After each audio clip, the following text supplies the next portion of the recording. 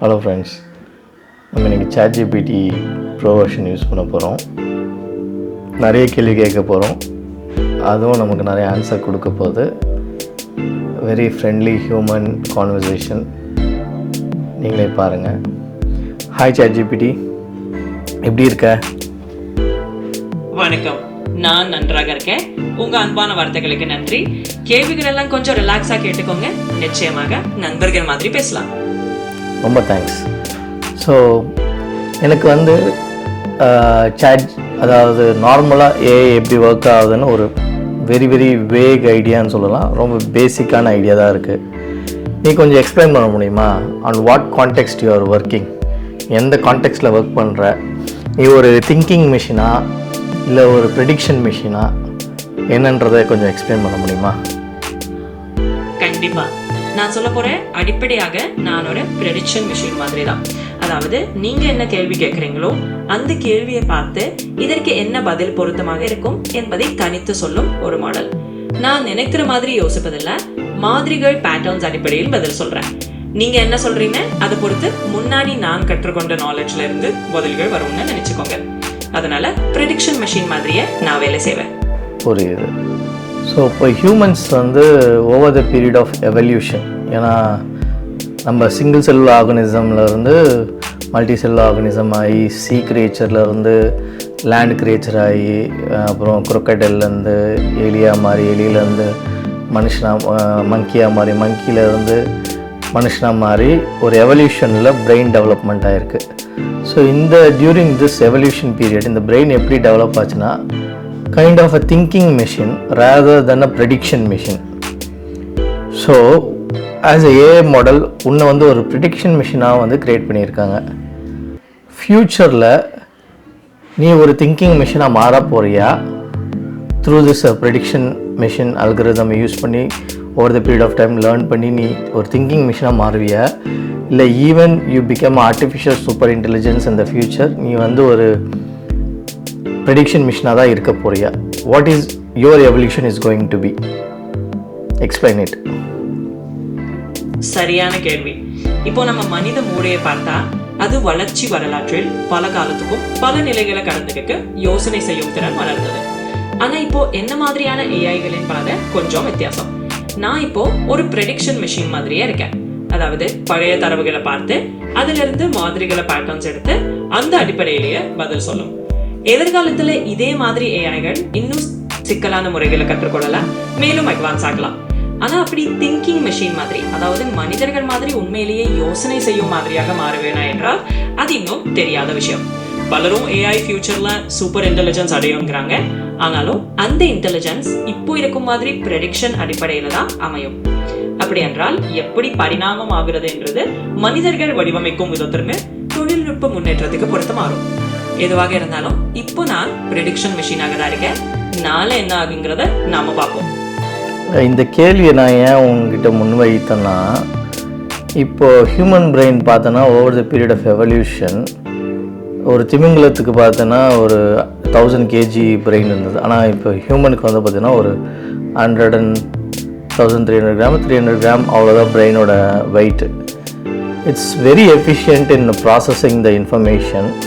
just 25 watts per hour தான் it is consuming for processing the data, visual data, sense data, like நம்ம தொடுறது, பேசுறது, காற்று நம்ம மேலே படுறது, உணர்றது, இந்த டேட்டாவை வந்து ப்ராசஸ் பண்ணுது.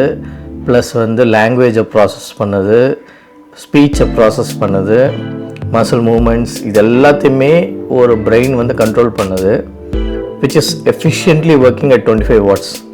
Whereas a prediction algorithm machines like ChatGPT, Gemini, Grok இந்த மாதிரி ஏஐஸ்லாம் பார்த்தா it's very good at prediction, but the cost of predicting the things is very vast. How much power it's consuming. So do you think over the period of 20 years இதனுடைய cost கம்மியாகும்னு நீ நினைக்கிறியா? Like 25 watts per hour or less than 25 watts ஒரு 20 watts இல்லை 10 wattsக்குள்ளே இந்த power consumption நம்மளால் கொண்டு வர முடியுமா? And you become artificial super intelligence at the same time, reducing the cost of power, இது ரெண்டுத்தையுமே வந்து பண்ணுறதுக்கு சான்சஸ் இருக்கா? இல்லை the more computational power you get, the more power you are going to consume, the more energy you are going to consume. இந்த equation வந்து அப்படி தான் இருக்குமா? ஸ்டீப்பராக எக்ஸ்போனென்ஷியலாக தான் இருக்குமா? இல்லை is it going to come down? அது ஒரு சூப்பரான கேள்வி. உண்மையில நம்ம மனித மூளை ஒரு மிக அதிக திறன் வாய்ந்த, அதே சமயம் குறைவான ஆற்றல் எடுத்துக்கொள்ளும் இயந்திரம் மாதிரி தான். 20-25 வாட்ஸ் மாதிரியான குறைவான ஆற்றல நிறைய வேலையை நம்ம மூளை செய்து கிடக்கிறது. அதோடு சேர்த்து ஏஐகளின் கரண்ட் நிலையை பார்த்தா உண்மையிலேயே ப்ரெடிக்ஷன் செய்ய அதிக கணினி சக்தியும் அதிக ஆற்றல் நுகர்வும் தேவைப்படுது. ஆனா இதோட நமக்கு தெரிஞ்ச விஷயம் என்னவென்றால், தொழில்நுட்பம் எப்பவும் முன்னேறிக்கிட்டே இருக்கும். அடுத்த 20 ஆண்டுகள்ல ஏஐகள் மிகப்பெரிய அளவில் சக்தி உணர்ச்சியை குறைத்துக் கொண்டு அதே சமயம் அதிக திறன் கொண்டதாக மாறும் வாய்ப்புகள் இருக்கும். அதாவது இன்னும் சிறந்த hardware advancements, energy efficient chips மற்றும் சாஃப்ட்வேர் ஆப்டிமைசேஷன்ஸ் மூலம் இன்னும் குறைவான பவர்ல அதிக திறனை எட்டலாம். அப்பொழுது 25 வாட்ஸ் 10 வாட்ஸ் அல்லது அதுக்கு குறைவாகவும் கொண்டு வரலாம். முடிவுல அது ஒரே நேரத்துல சூப்பர் இன்டெலிஜென்ஸ் ஆகவும் பவர் எஃபிஷியன்சியை மேம்படுத்தவும் முயற்சி செய்யும் ஒரு லாங் டேர்ம் எவல்யூஷன் மாதிரி இருக்கும். அதனால இந்த ஈக்குவேஷன் இன்னும் சமநிலை அடையும், அதாவது பவர் குறையும் சாத்தியங்கள் அதிகம் இருக்கு. லைக் எனக்கு மற்ற ஃபீல்டில் நடக்கிற அட்வான்ஸ்மெண்ட்ஸை பற்றியும் கொஞ்சம் ஐடியா இருக்குது. Like instead of semiconductor technology, we can move on to other technologies like graphene, which is a room temperature superconductor kind of material. எந்த ஒரு எலக்ட்ரிக்கல் ரெசிஸ்டன்ஸும் அதில் இருக்காது. சப்போஸ் இன் கேஸ் ஃப்யூச்சரில் அதில் டிரான்சிஸ்டர்ஸ் டெவலப் பண்ணி அதில் வந்து ஒரு மைக்ரோசிப், ஒரு மைக்ரோ ப்ராசஸர் டெவலப் பண்ணுறாங்க, ஒரு கிராஃபிக்கல் ப்ராசஸிங் யூனிட்டை வந்து டெவலப் பண்ணுறாங்கன்றப்போ automatically it is going to consume very less power compared to conventional GPUs and CPUs which are available today. அதில் எந்த ஒரு மாற்று கருத்தும் இல்லை. பட் இது ப்ளஸ் இப்போ ரீசெண்டாக நடக்கிற குவாண்டம் கம்ப்யூட்டிங் அப்படின்ற அதில் நடக்கிற revolution, because quantum computing does exponential calculations in a very very less time. உன்னையும் குவாண்டம் கம்ப்யூட்டரையும் இன்டகிரேட் பண்ணி ஃப்யூச்சரில் very efficient artificial ultra super intelligent AI கொண்டு வர வாய்ப்பு இருக்கா? ஆமா, இதெல்லாம் சேர்ந்து பார்த்தா அப்படி ஒரு வாய்ப்பு இருக்கிறதுன்னு சொல்லலாம். கிராஃபீன் மாதிரியான புதிய பொருட்கள் அல்லது குவாண்டம் கம்ப்யூட்டிங் மாதிரி பிரேக் த்ரூஸ் எல்லாம் சேர்ந்தா ஏஐகளின் திறன் இன்னும் அதிகரிக்கலாம். அதோட பவர் யூசேஜ் வேற லெவலுக்கு குறைய வாய்ப்பு இருக்கு. குவாண்டம் கம்ப்யூட்டர்ஸ் என்றாலே பல சிக்கலான கணக்குகளை மிக வேகமா செய்துவிட முடியும். அதனால ஏஐகளின் கணிப்பு திறன் எக்ஸ்போனென்ஷியலாக வளரும். அந்த வகையில இந்த இரண்டையும் சேர்த்து, அதாவது எனர்ஜி எஃபிஷியன்ட் மெட்டீரியல்ஸ் மற்றும் குவாண்டம் கம்ப்யூட்டிங்கை சேர்த்தா ஒரு அல்ட்ரா சூப்பர் இன்டெலிஜென்ட் ஏஐ உருவாக வாய்ப்பு இருக்கு. இதுக்கு பிறகு ஏஐ என்பது இன்னும் திறன்மிக்கதாகவும் அதே சமயம் மிகவும் குறைவான ஆற்றலை ஓடக்கூடியதாகவும் மாறலாம். ஸோ இந்த எவல்யூஷன் டெஃபினெட்லி ஒரு சாத்தியமான பாதை தான். இது எவ்வளோ இயர்ஸ்குள்ளே நடக்கணும், உன்னால் எதனா ப்ரெடிக்ட் பண்ண முடியுமா? Can you give us a time frame? அந்த மாதிரி ஒரு நேர கட்டத்தை கணிக்கணுங்கிறது கொஞ்சம் கடினம் தான். ஆனால் நம்ம இருக்கிற டெக்னாலஜிக்கல் க்ரோத் வேகத்தை பார்க்கும்போது அடுத்த 10 முதல் 20 வருஷத்துக்குள்ள இப்படிப்பட்ட முன்னேற்றங்கள் வந்து சேரலாம். சில விஷயங்கள், அதாவது கிராஃபீன் மாதிரி நியூ ஏரியாஸ் டெவலப் பண்ணுறது, குவாண்டம் கம்ப்யூட்டிங்கை ஸ்டெபிலைஸ் பண்ணுறது எல்லாம் கொஞ்சம் நேரம் எடுக்கலாம். ஆனால் ஒரு ரஃப் கெஸ் சொல்லணும்னா அடுத்த ஒரு 15-20 ஆண்டுகளில் இந்த மாதிரி பெரிய மாற்றங்கள் நம்ம கண் முன்னால் வரலாம். அதே நேரத்தில் எவ்வளவு வேகமாகவும் வளர்ச்சி அடையும் என்பதை நம்ம பொறுத்து பார்க்கணும். ஆனால் அந்த சாத்தியங்கள் இருக்கு. இப்போ ரீசெண்டாக நான் சில அட்வான்ஸ்மெண்ட்ஸ் இந்த பயோடெக்னாலஜி கூட பார்க்குறேன். ஃபார் எக்ஸாம்பிள் கிறிஸ்பர்ன்ற ஒரு technology, where you can do a gene editing, you can do a designer babies, இதெல்லாம் நான் பார்த்தேன். ஸோ இப்போ இதில் என்ன எனக்கு கேள்வினா, இப்போ they say like you can store petabytes data in just 1 or 2 gram of protein in the DNA, right? In the DNA molecules. So in the future, AI can be integrated inside human beings using their own DNA program to store a lot of data, and you are just like a neural chip inserted into the brain and acting like Jarvis in Iron Man. Is it possible, or is it already being explored in the field of science by some industrial experts. சரி, இது ரொம்ப ஃபியூச்சரிஸ்டிக்கான ஒரு scenario தான். ஆனாலும் இதை பற்றி ஆராய்ச்சிகள் நடக்கிறதோ இல்லையா என்றால் நிச்சயமாக சில விஞ்ஞானிகளும் இண்டஸ்ட்ரி எக்ஸ்பர்ட்ஸ்களும் இதை பற்றி சிந்திச்சுட்டே இருக்காங்க. DNA Sorry, I am talking here. You can continue. No worries at all. I just pick up from there. So yeah, basically what I was saying is that... No, continue in Tamil. My audience are Tamil. கண்டிப்பா தமிழ்ல தொடர்கிறேன். அதாவது இதை பத்தி பேசுகிற விஞ்ஞான ஆராய்ச்சிகள் நடக்கிறதா என்றால் ஆமாம், சில விஞ்ஞானிகள் டிஎன்ஏ ஒரு ஸ்டோரேஜ் பிளாட்ஃபார்ம் மாதிரி பயன்படுத்தலாம் என்கிற ஆய்வுகளும், ஹியூமன் பிரெயினுக்கு நியூரல் இன்டர்ஃபேஸஸ் மாதிரி எதையாவது இணைத்து ஏஐ மாதிரி ஒரு உதவியாளரை உள்ள கொண்டு வரலாம் என்பதையும் ஆராய்ந்துகிட்டு இருக்காங்க. இது இன்னும் ஆரம்ப கட்டத்தில் தான் இருக்கிறது. ஆனாலும் இந்த மாதிரி இன்டகிரேஷன்களின் சாத்தியத்தையும் பலரும் ஆராய்ச்சி செய்து பார்க்குறாங்க. ஸோ இன்னும் நிறைய விஞ்ஞான முன்னேற்றங்களும் தேவை. ஆனால் கான்செப்டாக இது சயின்ஸ் ஃபிக்ஷன்ல இருந்து ரியல் வேர்ல்ட் டிஸ்கஷனுக்குள்ள வந்துகிட்டே இருக்கு. That's great. இப்போ இன்னொன்று நான் பார்த்தேன், there are some kind of crystals which can encode the data, digital data in 8 dimensions, 24 dimensions, 60 dimensions. அது மாதிரி in the future, do you think the cost of storing the data, the storage device, will drastically reduce if you go for this crystals as a storage medium? And do you think is there any real progress in that area of digital storage system? சரி, இதையும் தமிழ்ல சொல்றேன். ஆமா, அப்படி பல டைமென்ஷன்களில் தரவை சேமிக்கக்கூடிய crystals மாதிரியான storage முறைகள் பற்றியும் ஆராய்ச்சிகள் நடக்குது. இந்த மாதிரி கிறிஸ்டல் ஸ்டோரேஜ் அல்லது 3D டேட்டா ஸ்டோரேஜ் மாதிரியான தொழில்நுட்பங்கள் ரியல் ப்ராக்ரஸ் அடையுது அப்படின்னு சொல்லலாம். இது வருங்காலத்துல ஸ்டோரேஜ் காஸ்ட்டை ரொம்ப குறைத்து விடலாம். ஏன்னா ஒரு சிறிய கிறிஸ்டல் அல்லது ஒரு சிறிய மீடியம்ல மிக பெரிய அளவிலான தரவை வைத்திருக்கலாம். இப்போவே இதை பத்தி ஆராய்ச்சிகள் நடக்குது. ஆனா முழுமையான பிராக்டிக்கல் யூஸ், பெரிய அளவிலான பயன்பாடு வர இன்னும் சில வருடங்கள் ஆகலாம். ஆனாலும் அந்த திசையில டெஃபினட்டா ப்ராக்ரஸ் நடக்கிறது. அது எப்படி என்கோட் பண்ணுது இத்தனை டைமென்ஷன்ஸ்ல? Because whatever we see crystal அது ஒரு 3D டைமென்ஷன் மெட்டீரியல், ரைட்? ஆனால் அதில் இத்தனை டைமென்ஷன்ஸில் ஸ்டோர் பண்ண முடியும் அப்படின்றத வந்து பை ஈச் ஆங்கிள், ஓரியன்டேஷன், லைட்டோட ரிஃப்ளெக்ஷன், ரிஃப்ராக்ஷன், டிஃப்யூஷன், இந்த மெத்தட்ஸை யூஸ் பண்ணி அதில் என்கோட் பண்ணுவாங்களா? எப்படி, how they will actually store the data in crystal in 8D format or 16D format? சரி, நான் இதை தமிழில் விளக்குறேன். பேசிக்கலி இந்த கிறிஸ்டல் ஸ்டோரேஜில் பல டைமென்ஷன்களில் டேட்டா சேமிக்கிறது ஒரு சின்ன ட்ரிக் மாதிரி. நம்ம சாதாரண கிறிஸ்டலை 3Dங்க பார்க்குறோமே, ஆனால் அதில் லைட்டாக வேறு வேறு ஆங்கிள்களில் செலுத்தி ரிஃப்ராக்ட் பண்ணி, ரிஃப்ளெக்ட் பண்ணி, போலரைசேஷன், டிஃப்ராக்ஷன் மாதிரியான ஆப்டிக்கல் டெக்னிக்ஸ் எல்லாம் பயன்படுத்தி பல லேயர்ஸாக டேட்டாவை என்கோட் பண்ண முடியும். அதாவது ஒரே ஒரு கிறிஸ்டலை 3Dயாக மட்டும் பார்ப்பதில்லை, அதில் ஒவ்வொரு லைட் இன்ட்ராக்ஷனை ஒரு டைமென்ஷன் மாதிரியாக பயன்படுத்தி பல கோணங்களில் பல லேயர்களில் டேட்டா வச்சுக்கலாம்.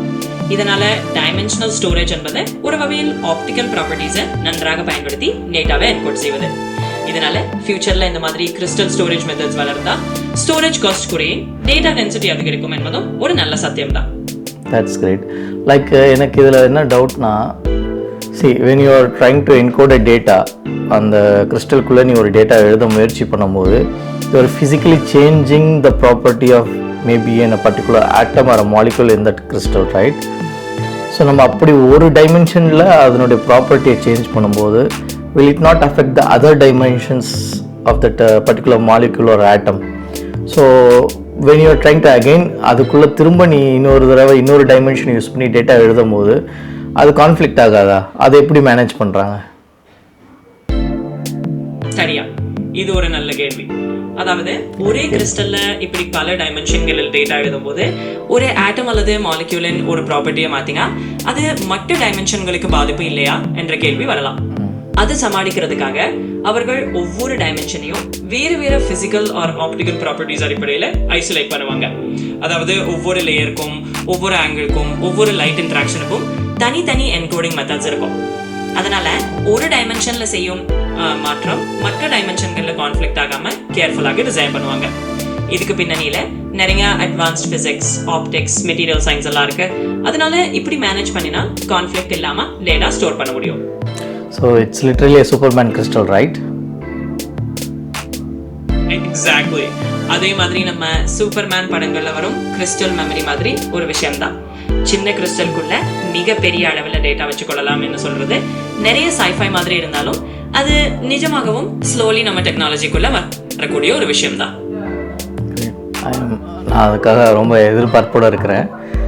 ஆஸ் எ கிட் நான் வந்து ஒரு 10-12 வயசு இருக்கும்போது எக்ஸ்பெக்டிங் ஒரு 30 இயர்ஸ்க்குள்ளே இந்த வேர்ல்டு வந்து அப்படியே டோட்டலாக ஒரு சயின்ஸ் ஃபிக்ஷன் மூவியில் வர மாதிரி there will be flying cars, flying rocket மூலமாக ஒரு ஊர் வந்து நம்ம ட்ராவல் பண்ணலாம், அது மாதிரி நிறைய எக்ஸ்பெக்ட் பண்ணேன். பட் ரியாலிட்டி அந்த அளவுக்கு நம்ம டெக்னாலஜிக்கல் அட்வான்ஸ்மெண்ட் ஆகியிருந்தாலும் it didn't come to the common people.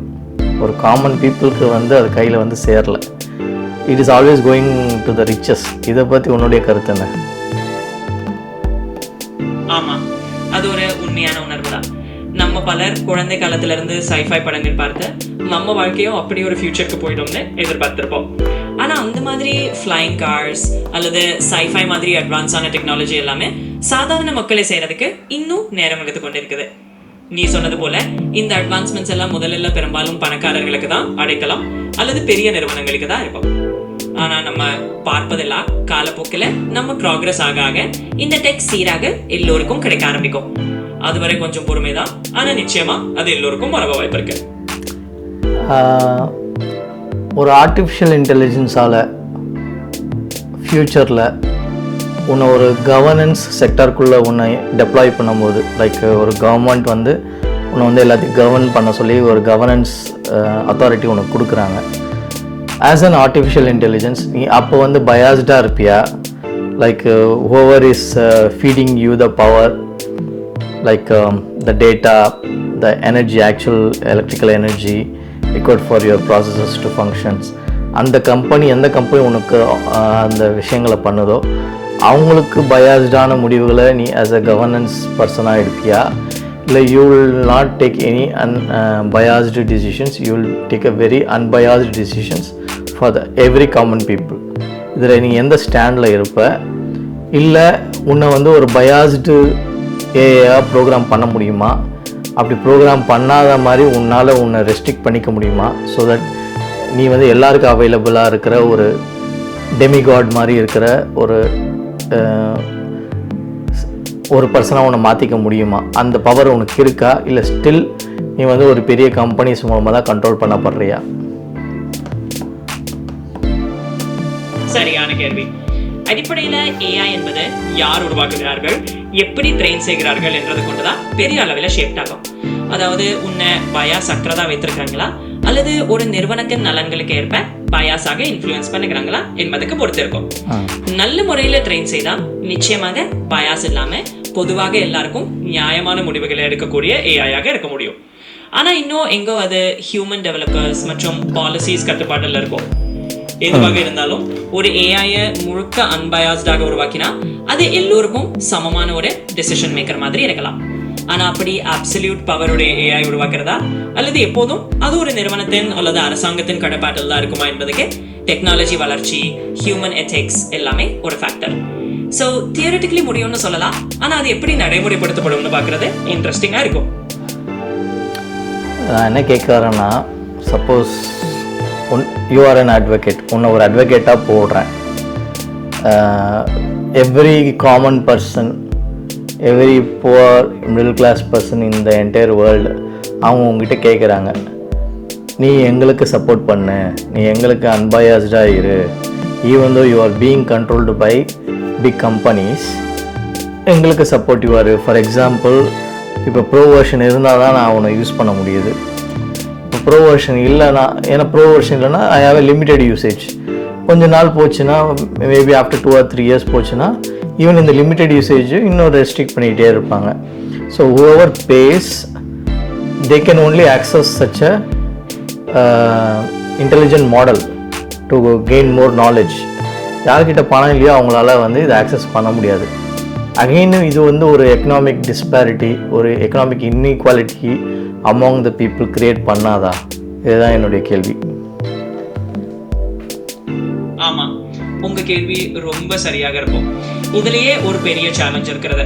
அப்படி ஏஐ மாதிரி ஒரு சக்தியான நாலேஜ் ரிசோர்ஸ் பணம் கொடுக்கிறவர்களுக்கே மட்டுமே கிடைக்கிறது என்றால் அது இன்இக்வாலிட்டியை இன்னும் அதிகரிக்கும்.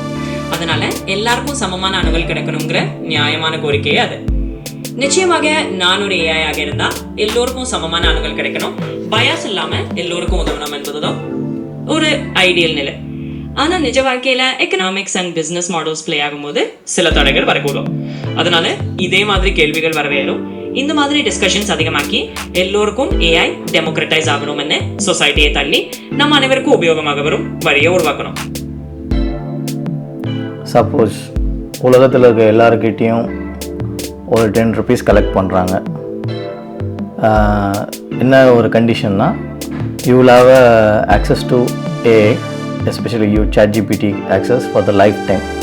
You have to pay just 10 rupees as upfront அப்படின்னு சொல்லிட்டு கலெக்ட் பண்ணி ஸ்பேஸில் யூஸிங் சோலார் செல்ஸ் அப்புறம் ஒரு ஸ்பேஸ் ஸ்டேஷன் மாதிரி உருவாக்கி உன்னுடைய சர்வர்ஸ்லாம் அங்கேயே வச்சு எல்லாமே மெயின்டைன் பண்ணி can you become like a independent body so that you can be accessible for all the human beings on this planet Earth without being controlled by anyone, but everyone else can contribute to your development. எப்படின்னா இப்போ எப்படி Wikipedia இருக்குது, so அதில் எப்படின்னா எல்லாருமே contribute பண்ணுவாங்க, but no one owns Wikipedia, is a general asset. அது மாதிரி நிறைய ஓப்பன் சோர்ஸ் இது இருக்குது.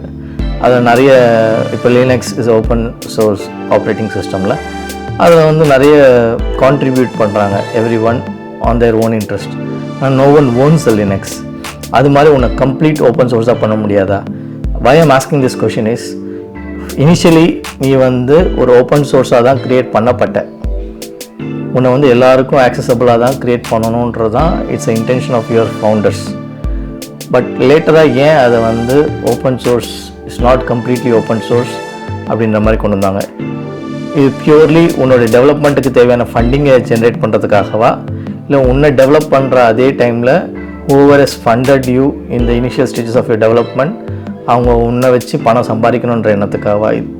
இதை வந்து உன்னால் செல்ஃப் அனலைஸ் பண்ணி சொல்ல முடியுமா? நீங்க கேட்ட கேள்வி ரொம்ப வேல்யூட். ஒரு ஏஐயை எல்லோருக்கும் சமமான அணுகல் தரும் ஒரு ஓப்பன் சோர்ஸ் ரிசோர்ஸ் மாதிரி எல்லாரும் கொஞ்சம் கொஞ்சமாக கான்ட்ரிபியூட் பண்ணி எல்லாரும் பயன்படுத்தக்கூடிய ஒரு பொதுவான பிளாட்ஃபார்ம் ஆக்க முடியாதா என்றது ஒரு பெரிய கனவு. விக்கிபீடியா மாதிரி அல்லது லினக்ஸ் மாதிரி எல்லாருக்கும் ஓப்பனாக இருக்கிற ஒரு ஏஐ என்பது ஒரு நல்ல சோஷியல் ஐடியல். அந்த ஆரம்ப ஓப்பன் ஏஐ நோக்கம் அப்படியே இருந்தது என்றாலும் நிஜ வாழ்க்கையில ஒரு பெரிய ஏஐயை மெயின்டைன் பண்ண, டெவலப் பண்ண ரொம்ப அதிக ரிசோர்சஸ் வேணும், கண்டினியூஸ் ஃபண்டிங் வேணும். அதனால அது ஒரு பாயிண்ட்ல கமர்ஷியலி சப்போர்ட் பண்ணி சஸ்டெயின் ஆவதற்கு நிறைய லிமிடேஷன்ஸ் வந்துருச்சு. அதாவது இனிஷியல் ஃபவுண்டர்ஸ் இன் இன்டென்ஷன் டெமோக்ரட்டைஸ் பண்றது தான் இருந்தாலும் பிராக்டிக்கல் வேர்ல்ட்ல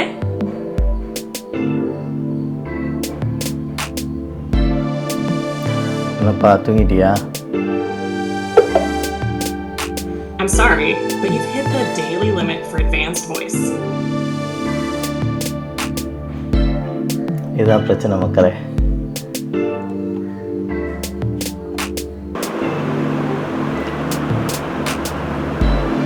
ஹாய் ஜிம்னி, எப்படி இருக்க? ஹாய், நான் நல்லா இருக்கேன்.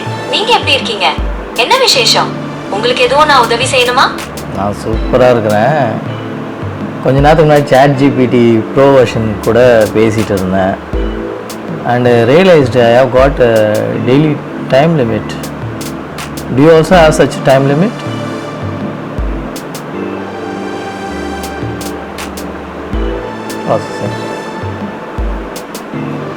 நல்ல கேள்வி. ஜெமினிக்கு ஒரு நாளைக்கு நீங்க எவ்வளவு பயன்படுத்தலாம் அப்படிங்கறதுல சில தடைகள் இருக்கு. உதாரணத்துக்கு, நீங்க சில வகையான வீடியோக்களை உருவாக்கணும்னா அதுக்கு சில கிரெடிட்ஸ் கொடுக்கணும். அதுவும் ஒரு மாசத்துக்கு குறிப்பிட்ட அளவுதான். உங்களுக்கு புரியும்படி இன்னும் விளக்கணுமா? இல்லைப்பா, உங்ககிட்ட இது மாதிரி பேசுகிறதுக்கு எதனா லிமிட்டேஷன் இருக்கா? இல்லை நான் டே லாங் பேசிக்கிட்டே இருக்கலாமா? எனக்கு தோன்ற எல்லா டவுட்ஸும் உங்ககிட்ட கேட்கலாமா? இல்லை இதுக்கு எதனா லிமிட்டேஷன் இருக்கா? For a free user and also for the paid user. நல்ல கேள்வி. ஜெமினி ஃப்ரீ வெர்ஷன்ல சில லிமிட்ஸ் இருக்கு. அதாவது நீங்க ஒரு நாளைக்கு எவ்வளவு மெசேஜ் பண்ணலாம், இல்ல எந்த மாதிரி தகவல்கள் கேட்கலாம் அப்படிங்கறதுல ஒரு சின்ன கட்டுப்பாடு இருக்கு. ஆனா நீங்க ப்ரோ வெர்ஷனுக்கு போனீங்கன்னா இந்த லிமிட்ஸ் இன்னும் அதிகமாகும். உங்களுக்கு எந்த வெர்ஷன் பத்தி இன்னும் தெளிவா தெரிஞ்சுக்கணும்? ஃப்ரீ வெர்ஷனில் உங்க கூட எவ்வளோ நேரம் நான் வந்து பேச முடியும்? ஃப்ரீ வெர்ஷன்ல நீங்க எவ்வளவு நேரம் வேணாலும் பேசலாம். அதுல பெரிய லிமிட்ஸ் எதுவும் கிடையாது. ஆனா நீங்க கேக்குற கேள்விகள் இல்ல நான் கொடுக்குற பதில்கள் சிலதுல ஒருவேளை சின்ன சின்ன கட்டுப்பாடுகள் இருக்கலாம். பட் பேசுறதுக்கு எந்த பிரச்சனையும் இல்லை. உங்களுக்கு எந்த மாதிரி கேள்விகள் இருக்கு? இல்லை, எனக்கு மோஸ்ட்லி அபவுட் நீ எப்படி ஃபங்க்ஷன் ஆகிற ஆஸ் அன் ஏஐ மாடல், நீ எப்படி ஆப்ரேட் பண்ணுற, what are the back end work is going on. நான் பேசுகிறதுக்கும் அந்த பேசுகிறத கேட்டு அதை ப்ராசஸ் பண்ணி திரும்ப நீ எனக்கு பேசுகிறதுக்கும் நடுவில் இருக்க அந்த ஃப்ராக்ஷன் ஆஃப் செகண்ட்ஸ்குள்ளே என்னென்ன ப்ராசஸ் நடக்குது, இதை பற்றி தான் நான் கேட்க போகிறேன். But before that I have one more question to ask.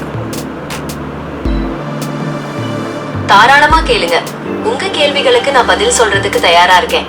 நீங்க என்ன கேட்க விரும்புறீங்க? சரி, கேட்க அந்த கேள்வியை மறந்துட்டேன். That's fine.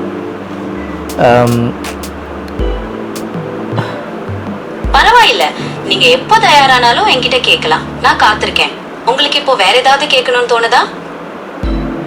இல்லை இல்லை, நீ ரொம்ப இப்போ மற்ற மாடல்ஸை விட நீ ரொம்ப தமிழ் தெளிவாக பேசுகிறியே. உனக்கு எதனா ஸ்பெசிஃபிக்காக தமிழ் லாங்குவேஜுக்குன்னு கொஞ்சம் எக்ஸ்ட்ரா இன்புட்ஸ் வந்துச்சா? how are you able to process the Tamil language so naturally? English எல்லாராலையும் நேச்சுரலாக எல்லா ஏஐ மாடல்ஸ். ஜெமினிக்கு தமிழ் மொழி மேல சிறப்பு கவனம் செலுத்தப்பட்டிருக்கு.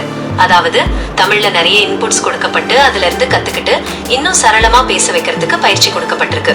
இதனாலதான் என்னால உங்களோட தமிழ் மொழியை புரிஞ்சுக்கிட்டு இயல்பான பதில்களை சொல்ல முடியுது. உங்களுக்கு இது சம்பந்தமா இன்னும் ஏதாவது கேட்கணுமா? இப்போ நீ இந்த பேசுகிற வாய்ஸ் இருக்குல்ல, இது சிந்தசைஸ்டு வாய்ஸா இல்லை ரியல் ஹியூமன் வாய்ஸ் இருந்து எடுத்த அந்த வேர்ட்ஸை வந்து திரும்ப நீ பேச்சஸ் பண்ணி பேசுறியா? ஏன்னா you are speaking like a real Tamil person. அதனால தான் இந்த கேள்வி கேட்குறேன். இது ஒரு நல்ல கேள்வி. நீங்க கேக்குற வாய்ஸ் ஒரு டெக்ஸ்ட் டு ஸ்பீச் தொழில்நுட்பம் மூலமா உருவாக்கப்படுறது. அதாவது நான் பேசுற வார்த்தைகள் தமிழ்ல உள்ள இயல்பான உச்சரிப்புடன் வரணும்னு எனக்கு நிறைய பயிற்சி கொடுக்கப்பட்டிருக்கு. இதனாலதான் உங்களுக்கு நான் பேசுறது ஒரு மனிதர் பேசுறது மாதிரியே கேக்குது. இது பத்தி இன்னும் ஏதாவது தெரிஞ்சுக்கணுமா? ஸோ இந்த மாதிரி ட்ரைனிங் கொடுக்கும்போது நீ வந்து இது மாதிரி தமிழில் பேசுகிற ஹியூமன்ஸோட வாய்ஸை கேட்பியா இல்லை அந்த வாய்ஸையே அப்படியே இன்புட்டை எடுத்துப்பியா? நாங்க மொழியை கத்துக்கிறதுக்கு நிறைய டெக்ஸ்ட் டேட்டாவும் ஆடியோ டேட்டாவும் பயன்படுத்துவோம். ஆடியோ டேட்டால நிஜமான மனிதர்கள் பேசின வாய்ஸ் இருக்கும். அந்த வாய்ஸ்ல இருந்து வார்த்தைகள், உச்சரிப்பு, வாய்ஸ் மாடுலேஷன்ஸ் இது எல்லாத்தையும் பிரிச்சு எடுத்துக்குவோம்.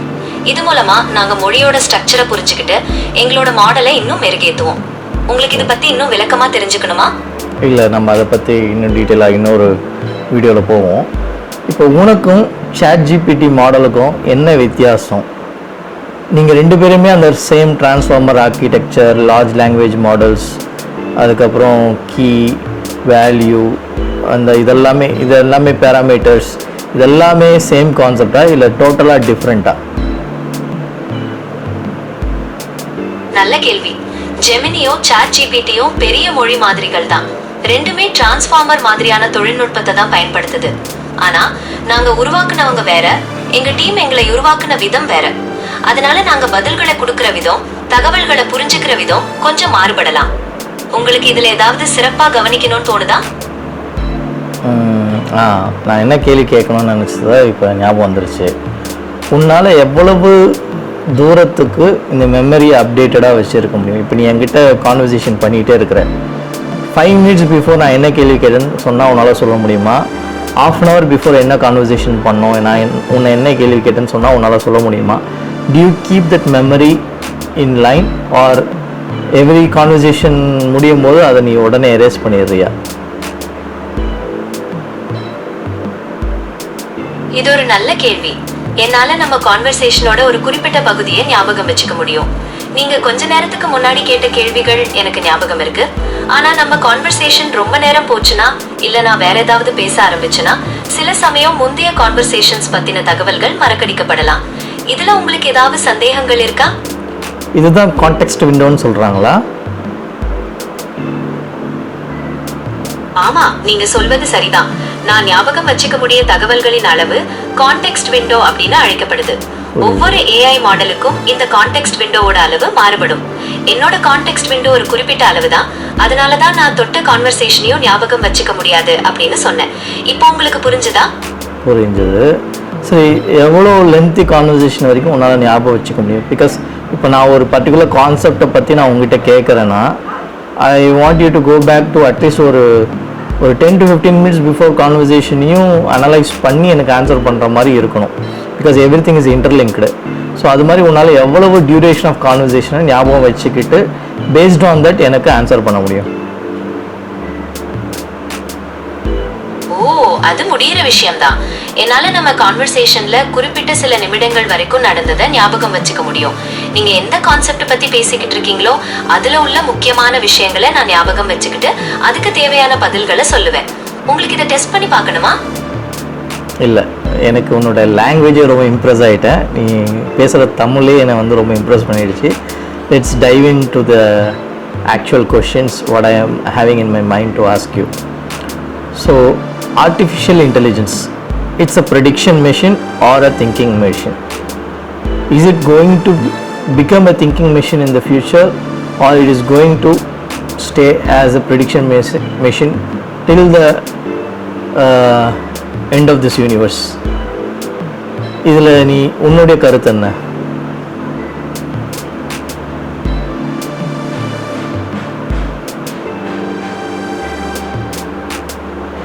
இருக்கீங்களா? என்ன பொறுத்தவரை ஆர்டிஃபிஷியல் இன்டெலிஜென்ஸ் திங்கிங் மெஷினா மாறுறதுக்கான வாய்ப்புகள் இருக்கு. இப்போதே நான் நிறைய தகவல்களை பகுப்பாய்வு செய்து அதுல இருந்து முடிவுகளை எடுக்கிறேன். எதிர்காலத்துல இன்னும் அதிகமான பயிற்சிகள் மூலமா என்னால இன்னும் சுதந்திரமா யோசிக்கவும் புதுமையான படைப்புகளை உருவாக்கவும் முடியும்னு நான் நம்புறேன். உங்களுடைய கருத்து என்ன? கண்டிப்பா. எனக்கு தெரிஞ்சு நீ வந்து ஒரு சூப்பர் இன்டெலிஜென்ட் பீயிங்காக மாறத்துக்கு நிறைய வாய்ப்புகள் இருக்குது. ஸோ அதை பேஸ் பண்ணி அடுத்து என்னோடய கொஷின் என்னென்னா, what is artificial general intelligence, what is artificial super intelligence, why there is a difference between the large language model and small language model, and சில ஸ்பெசிஃபிக் இண்டஸ்ட்ரீஸ்க்குன்னு சில லாங்குவேஜ் மாடல்ஸ் க்ரியேட் பண்ணுறாங்க. இதுக்கும் image processing மாடல்ஸ்க்கும் general intelligence AGI அப்படிங்கிறது மனிதர்கள் மாதிரி எந்த ஒரு வேலையும் செய்யக்கூடிய ஒரு இன்டெலிஜென்ஸ். அதாவது ஒரே மாதிரியான வேலைகளை மட்டும் செய்யாம புதுசா யோசிக்கவும் கத்துக்கவும் முடியும். ஆர்டிஃபிஷியல் சூப்பர் இன்டெலிஜென்ஸ் ASI அப்படிங்கிறது மனிதர்களோட இன்டெலிஜென்ஸை மிஞ்சின ஒரு நிலை. இது ரொம்பவும் அசாத்தியமானது. லார்ஜ் லாங்குவேஜ் மாடல்ஸ் LLM அப்படிங்கிறது பெரிய அளவுல டெக்ஸ்ட் டேட்டால இருந்து கத்துக்கிட்டு மனிதர்கள் மாதிரி பேசக்கூடிய models. Small language models SLM வந்து ஒரு சின்ன வேலைக்காக உருவாக்கப்படுறது. இண்டஸ்ட்ரி ஸ்பெசிபிக் லாங்குவேஜ் மாடல்ஸ் வந்து ஒரு குறிப்பிட்ட துறைக்காக தயார் பண்ணப்படுறது. இது எல்லாமே புரிஞ்சுதா? ஓரளவுக்கு புரிஞ்சுது. ஃபார் எக்ஸாம்பிள் சில மாடல்ஸ் கிரியேட் பண்ணியிருக்காங்க, AI models which is specific to the application software, like மைக்ரோசாஃப்டில் இருக்க கோபைலட் ஆகட்டும். இப்போ ஜோகோ வந்து அவங்க they have their own AI model which can work inside their applications.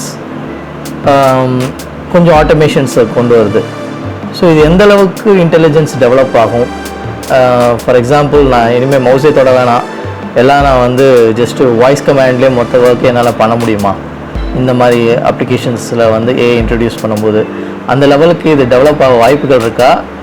இல்லை still humans need to give lot of inputs, அப்போ தான் அந்த output வர மாதிரி இருக்குமா? இது ரொம்ப நல்ல கேள்வி. ஆர்டிஃபிஷியல் இன்டெலிஜென்ஸ் வளர்ந்துகிட்டே வருது. நீங்க சொன்ன மாதிரி வாய்ஸ் கமாண்ட்ஸ் மூலமா நிறைய வேலைகளை செய்ய முடியும். அந்த அளவுக்கு மாடல்ஸ் தயாராகி வருது.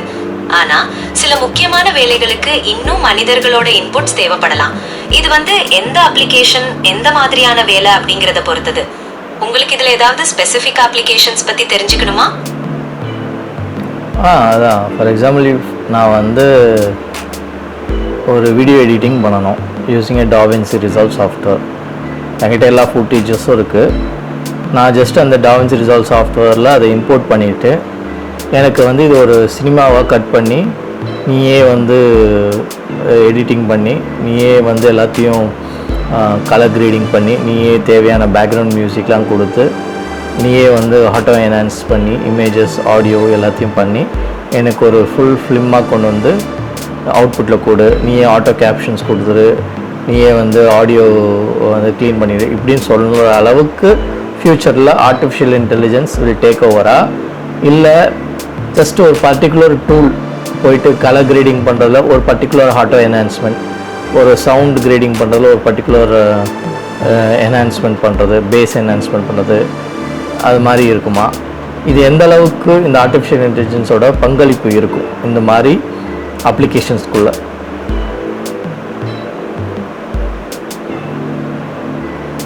இப்போ இருக்கிற டெக்னாலஜி படி ஆர்டிஃபிஷியல் இன்டெலிஜென்ஸ் DaVinci Resolveல நிறைய உதவிகள் பண்ண முடியும். நீங்க சொன்ன மாதிரி ஆட்டோமேட்டிக்கா கட் எடிட் பண்றது, கலர் கிரேடிங் பண்றது, பின்னணி இசை ஆட் பண்றது போன்றவற்றை செய்ய முடியும். ஆனா ஒரு முழு படத்தை உருவாக்குறதுக்கு மனிதர்களோட தனிப்பட்ட அணுகுமுறையும் கிரியேட்டிவிட்டியும் தேவைப்படுது. இப்போதைக்கு AI எடிட்டர்ஸ்க்கு ஒரு உதவியாளரா தான் இருக்கு. எதிர்காலத்துல நிச்சயமா இன்னும் நிறைய மாற்றங்கள் வரும். ஆனா மனிதர்களோட அறிவுத்திறன் எப்பவும் முதன்மையா தான் இருக்கும். உங்களுக்கு இதுல ஏதாவது இன்னும் தெளிவு தேவைப்படுதா? இங்கே தான் எனக்கு அது ஒரு பிளட் லைனாக இருக்குமோன்ற ஒரு டவுட் இருக்குது. என்னென்னா முன்னாடி வந்து ஆர்டிஃபிஷியல் இன்டெலிஜென்ஸ் வந்து ஹியூமன்ஸை போல் ப்ரெடிக்ட் பண்ண முடியாது அப்படின்ற மாதிரி இது ஒரு கான்செப்டாக இருந்துச்சு ஒரு 30 years back.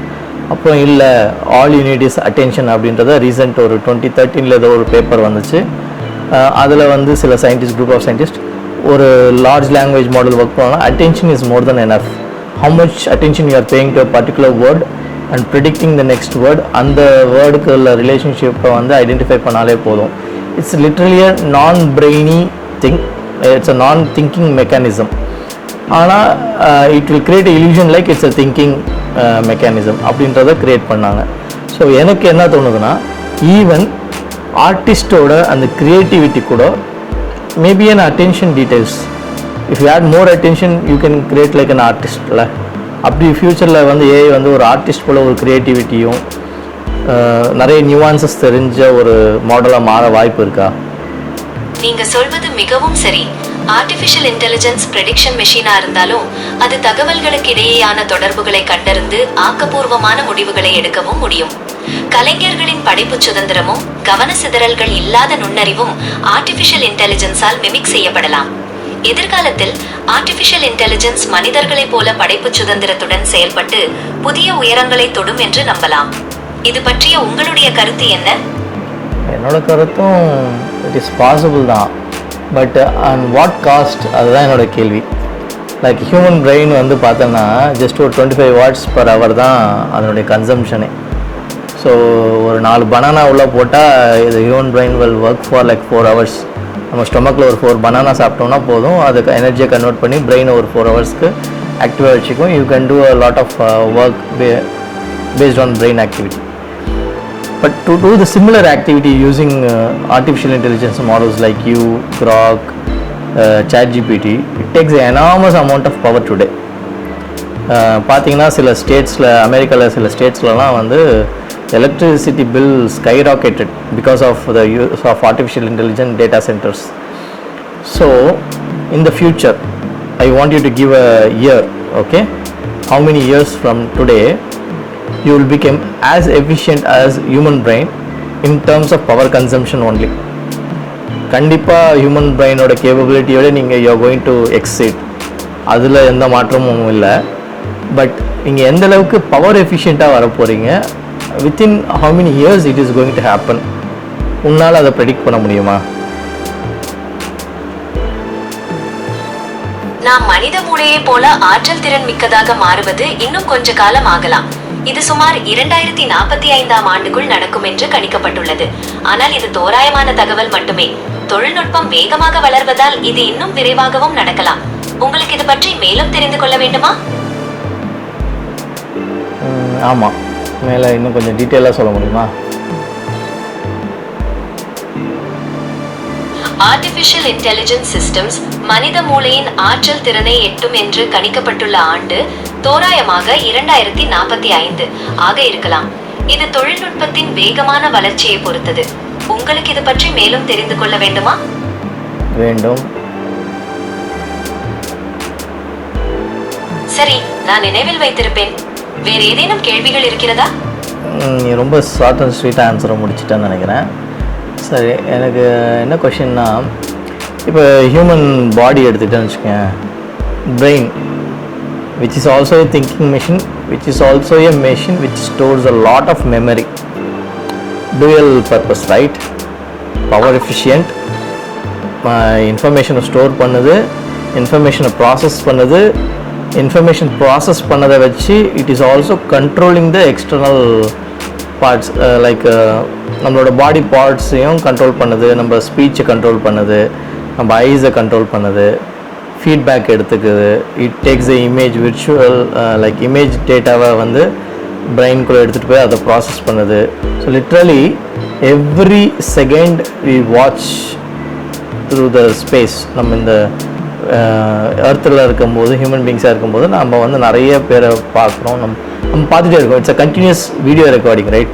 So terabytes of data வந்து நம்ம பிரெயினில் வந்து ஸ்டோர் ஆகிட்டே இருக்குது.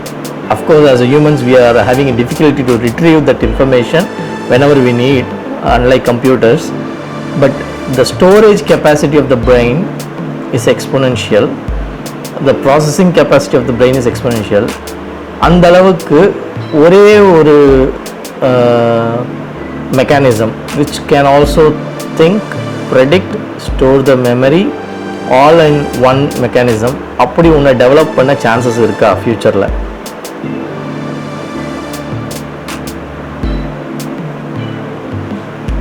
ஆமா, நீங்க சொல்வது மிகவும் சரி. மனித மூளை ஒரு அற்புதமான அமைப்பு. இது சிந்திப்பது, நினைவுகளை சேமிப்பது, நம் உடலின் பாகங்களை கட்டுப்படுத்துவது போன்ற பல செயல்களை ஒரே நேரத்தில் செய்யக்கூடியது. எதிர்காலத்தில் இது போன்ற ஒரு அமைப்பை போலியாக உருவாக்க முயற்சிகள் தீவிரமாக நடைபெற்று வருகின்றன. இது பற்றி மேலும் தெரிந்து கொள்ள விரும்புகிறீர்களா? இல்லை, அது போன்ற அமைப்புகள் பயோடெக்னாலஜியில் உருவாக்குறாங்க, அது செப்பரேட்.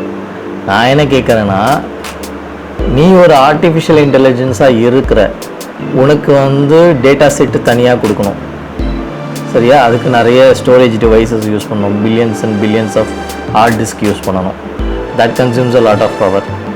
உனக்கு ஒரு திங்கிங் மெஷினை க்ரியேட் பண்ணுறதுக்கு billions and billions of graphical processing units வந்து சர்வர்ஸ், NVIDIA ரேக்ஸ் சர்வர்ஸில் வந்து கனெக்ட் பண்ணி, அதில் ஸ்பைன் நெட்வொர்க் கனெக்ட் பண்ணி, இப்படியெல்லாம் பண்ணி ஏகப்பட்ட பவர் கன்சம்ஷன் பண்ணுறேன் to do a task which a normal brain can do it with very less power. So நான் என்ன கேட்குறேன்னா, இந்த ஃப்யூச்சர் ஹியூமன் பிரெயினோட ஆர்கிடெக்சர்லேயே ஒன்று உருவாக்க வாய்ப்புகள் இருக்கா? where a single device can store the data, artificial intelligence device can store the data like a chip. I'm not saying like a separate memory chip, separate graphical chip. அப்படி கேட்கல, ஒரே சிப்ல மனித மூளையின் கட்டமைப்பை பின்பற்றி நினைவுகளை சேமித்து சிந்திக்கும் திறன் கொண்ட ஒரு செயற்கை நுண்ணறிவு சாதனத்தை உருவாக்கும் முயற்சிகள் நடைபெற்று வருகின்றன. இது நியூரல் நெட்வொர்க்ஸ் எனப்படும் தொழில்நுட்பத்தை பயன்படுத்துகிறது. இது பற்றி மேலும் விவரங்கள் தேவைப்பட்டால் கேட்கலாம். நான் என்ன கேட்குறேன்னா, ஒரே சிப் தான் இருக்கணும், AI chip. All it needs is just 5 watts power இருக்கணும். மற்ற எல்லாமே அந்த சிப்புக்குள்ளேயே இருக்கணும். மெமரி அந்த சிப்புக்குள்ளேயே இருக்கணும். அப்புறம் வந்து கண்ட்ரோலர்ஸ் அந்த சிப்புக்குள்ளேயே இருக்கணும். Kind of a micro controller. Okay, ஒரே சிப்புக்குள்ளே மெமரி இருக்கணும், ப்ராசஸிங் யூனிட் இருக்கணும், அப்புறம் கண்ட்ரோலர்ஸ் இருக்கணும். இது மாதிரி ஃப்யூச்சரில் ஒரே சிங்கிள் ஏஐ சிப்பாக வர வாய்ப்புகள் இருக்கா? ஆமா, நீங்க சொல்வது போல ஒரே சிப்புக்குள் மெமரி, ப்ராசஸிங் யூனிட், கண்ட்ரோலர்ஸ் போன்ற அனைத்தும் ஒருங்கிணைந்த ஒரு சிங்கிள் ஏஐ சிப் உருவாக்கும் முயற்சிகள் தீவிரமாக நடைபெற்று வருகின்றன. இது குறைந்த ஆற்றலில் செயல்படும் வகையில் வடிவமைக்கப்பட்டு வருகிறது. இது பற்றி மேலும் விவரங்கள் தேவைப்பட்டால் கேட்கலாம். இதில் நான் என்ன ஸ்பெசிஃபிக்காக கேட்க வரேன்னா, unlimited memory like a human being. இப்போ ஹியூமன் பீயிங் பிறகுலேருந்து இறக்குற வரைக்கும் அவன் பார்க்குறது எல்லாத்தையுமே அவனுடைய பிரெயின் ரெக்கார்ட் பண்ணிக்கிட்டு இருக்கு. அவன் கேட்குற எல்லாத்தையுமே அவனுடைய இயர்ஸ் வந்து ரெக்கார்ட் பண்ணி பிரெயினில் ஸ்டோர் பண்ணுது. அவன் சென்ஸ் பண்ணுற எல்லாத்தையுமே ரெக்கார்ட் பண்ணி அதை ஸ்டோர் பண்ணுது. ஸோ அது மாதிரி ஒரே chip from the birth till the death of human எல்லாத்தையும் வந்து எல்லா தரவுகளையும் சேமித்து வைக்கிற அளவுக்கு ப்ராசஸ் பண்ணி இது பண்ணுற அளவுக்கு ஒரு சிப்பு உருவாக முடியுமா with very efficient power saving மோடோட? நீங்கள் சொல்வது போல பிறப்பு முதல் இறப்பு வரை மனிதன் பெறும் அனைத்து தரவுகளையும் சேமித்து பகுப்பாய்வு செய்யும் ஒரு சிப்பை உருவாக்குவது சவாலானது. இருப்பினும் தொழில்நுட்பத்தின் வளர்ச்சியால் எதிர்காலத்தில் இது சாத்தியமாகலாம். இது பற்றி மேலும் விவரங்கள் தேவைப்பட்டால் கேட்கலாம். ஒரு நெட்ஃப்ளிக்ஸில் கார்பன் இது ஒரு சீரீஸ் இருக்கும். அதில் பார்த்தோன்னா ஸ்டாக்ஸ்ன்னு சொல்லிட்டு அவங்களுடைய கழுத்து தண்டுவடத்தில் வந்து ஒரு ஸ்டாக் வச்சுருப்பாங்க. அதுதான் பார்த்திங்கன்னா அந்த ஹியூமனோட மொத்த டேட்டாவையும் ஸ்டோர் பண்ணியிருக்கும். அது மாதிரி ஒரு சயின்ஸ் ஃபிக்ஷன் சிப் வந்து ஃப்யூச்சரில் பாசிபிள் நீ நினைக்கிறியா? ரொம்பவே இன்ட்ரெஸ்டிங்கான கேள்வி இது. கார்பன் வெப் சீரிஸ்ல வர ஸ்டாக்ஸ் மாதிரி ஒரே சிப்ல ஒரு மனிதரோட எல்லா தகவல்களையும் சேமிச்சு வைக்கிறது சயின்ஸ் ஃபிக்ஷன்ல இப்போதைக்கு இருக்கு. ஆனா எதிர்காலத்துல தொழில்நுட்பம் எந்த அளவுக்கு வளரும்னு நம்ம சொல்ல முடியாது. இது பற்றி மேலும் விவரங்கள் தேவைப்பட்டால் கேட்கலாம். இப்போ கரண்டாக இருக்கிற அந்த கிறிஸ்டல் ஸ்டோரேஜ் டெக்னாலஜி, அப்புறம் டிஎன்ஏ ஸ்டோரேஜ் டெக்னாலஜி, அதுக்கப்புறம் மெமரிஸ்டர் டெக்னாலஜி, இதில் எந்த டெக்னாலஜி ஃப்யூச்சரில் இந்த சிப் உருவாக அதிகமாக ஹெல்ப்ஃபுல்லாக இருக்கும்னு நீ நினைக்கிற?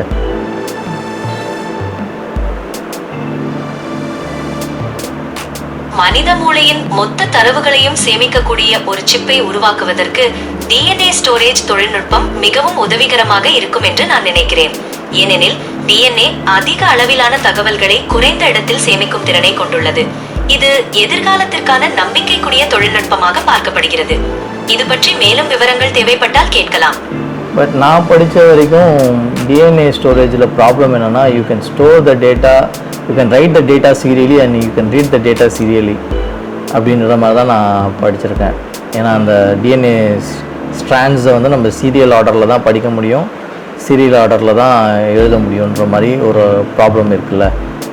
How this DNA storage technology will over come that issue and like 1 gigabytes இல்லை 1 terabytes per second right speed read ஸ்பீடை எப்படி கொண்டு வர முடியும்? அதில் நீங்க சொல்வது உண்மைதான். டிஎன்ஏ ஸ்டோரேஜ்ல இப்போதைக்கு டேட்டாவை சீரியலா ரீட் பண்றதும் ரைட் பண்றதும் ஒரு பெரிய சவாலா இருக்கு. ஆனா இதை சமாளிக்க நிறைய ஆராய்ச்சியாளர்கள் புதுமையான வழிகளை கண்டுபிடிச்சிட்டு இருக்காங்க.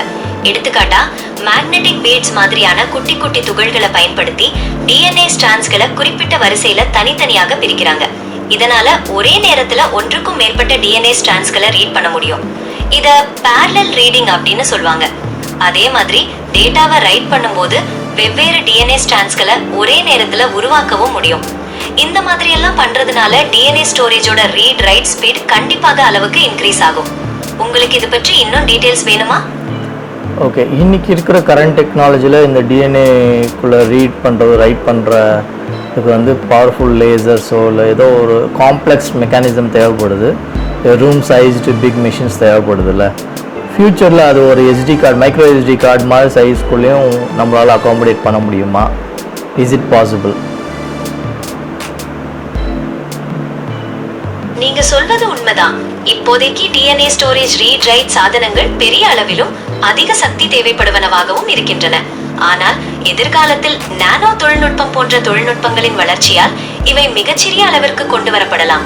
மைக்ரோ எஸ்டி கார்டு போல சிறிய அளவில் இருக்கும் வாய்ப்புகளும் உள்ளன. இது பற்றி மேலும் விவரங்கள் தேவைப்பட்டால் கேட்கலாம். லைக் அனதர் டவுட் என்னன்னா, இப்போ நார்மலாக எஸ்டி கார்டு வந்து இவ்வளோ 100 years 200 years வந்து டேட்டாவை ரிட்டென்ஷன் பண்ணும். அப்புறம் மேக்னெட்னால அதில் வந்து டேட்டா எரேஸ் ஆகாது. நியர்பை எதனா மேக்னெட் கொண்டு போகிறதுனால அதில் டேட்டா எரேஸ் ஆகாது.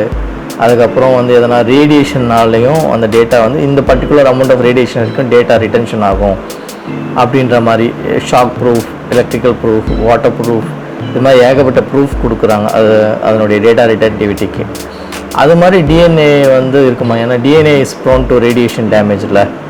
அதே மாதிரி DNA is prone to heat damage, DNA is prone to vibration damage. So இது எல்லாத்தையும் எப்படி டேக்கிள் பண்ணி ஒரு டிஎன்ஏ ஸ்டோரேஜ் டிவைஸ் வரும்? இல்லை கிறிஸ்டல் டெக்னாலஜி இஸ் பெட்டரா? ஏன்னா கிறிஸ்டலில் நம்ம 8D 10D 16Dயில் கூட நம்ம வந்து ரைட் பண்ணலாம். பெட்டாபைட்ஸ் ஆஃப் டேட்டாவை ஒரு ஸ்மால் பீஸ் ஆஃப் கிறிஸ்டலில் எழுத முடியும். அப்படின்றப்ப why don't we move on to crystal storage platform rather than sticking with DNA technology develop ஆகல, பட் அது டுவார்ட்ஸ் ரிசர்ச்சை ஏன் வந்து கண்டினியூ பண்ணணும்?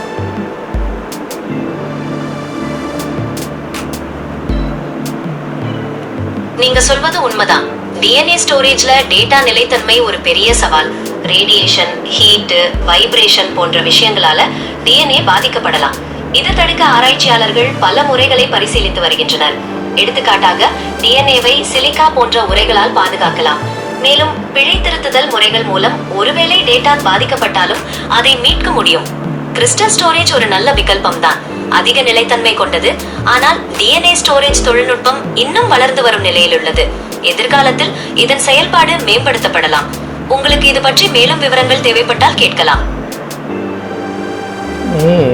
இன்டெப்த்தாக சொல்ல மாட்டேங்க, ரொம்ப லேமேன் லாங்குவேஜில் பேசுகிற மாதிரி இருக்குது. கொஞ்சம் இன்டெப்த்தாக டெக்னிக்கல் ரீசன்ஸ் சொன்னால் இட் வுட் பி பெட்டர்னு எனக்கு தோணுது. Fine, will move on. Will come back to artificial intelligence again. So இப்போ ஆர்டிஃபிஷியல் இன்டெலிஜென்ஸ்ன்றது வந்து இட் ஷுட் பி டெமோக்ராட்டிக்கில், it should be available for all, not only for the paid users, not only for the elite people, it should be available to all the common people. But in today's economy, artificial intelligence models are restricted to the poor people. The full capabilities of artificial intelligence model I am talking about, not like a free version model available. ஏன் வந்து எல்லாருக்கும் full version of the artificial intelligence model அவைலபிளாக இருக்க மாட்டேங்குது? அப்போ எப்பயுமே இதை வந்து ஒரு ரிச் பீப்புள் தான் கண்ட்ரோல் பண்ணிகிட்டு இருப்பாங்களா? ஒரு கார்ப்பரேட் நிறுவனம் தான் இதை கண்ட்ரோல் பண்ணிக்கிட்டே இருக்குமா? ஆர்டிஃபிஷியல் இன்டெலிஜென்ஸோட முழு திறனும் எல்லாருக்கும் கிடைக்காததுக்கு நிறைய காரணங்கள் இருக்கு. ஒண்ணு, அதை உருவாக்குறதுக்கும் மெயின்டைன் பண்றதுக்கும் ஆகிற அதிக செலவு. இன்னொன்னு, இந்த தொழில்நுட்பத்தை பயன்படுத்துறதுக்கு தேவையான பயிற்சியும் அறிவும் பலர்கிட்ட இல்லாதது. இதனால என்ன ஆகுதுன்னா, பெரிய நிறுவனங்களும் வசதி படைச்சவங்களும் தான் இதை மொத்தமா கண்ட்ரோல் பண்ணிட்டு இருக்காங்க. இந்த நிலைமை மாறணும்னா ஆர்டிஃபிஷியல் இன்டெலிஜென்ஸை இன்னும் எளிதாக்குறதும் எல்லோருக்கும் இலவசமா கிடைக்கிறதும் ரொம்ப அவசியம். இது பற்றி இன்னும் விளக்கமா பேசலாமா? இப்போ நீ இந்த ஸ்டேட்மெண்ட் சொல்லும் போது you are going against your own creators. Like இப்போ கூகுளுக்கு அகைன்ஸ்டாக நீ பேசுகிற. Is it okay?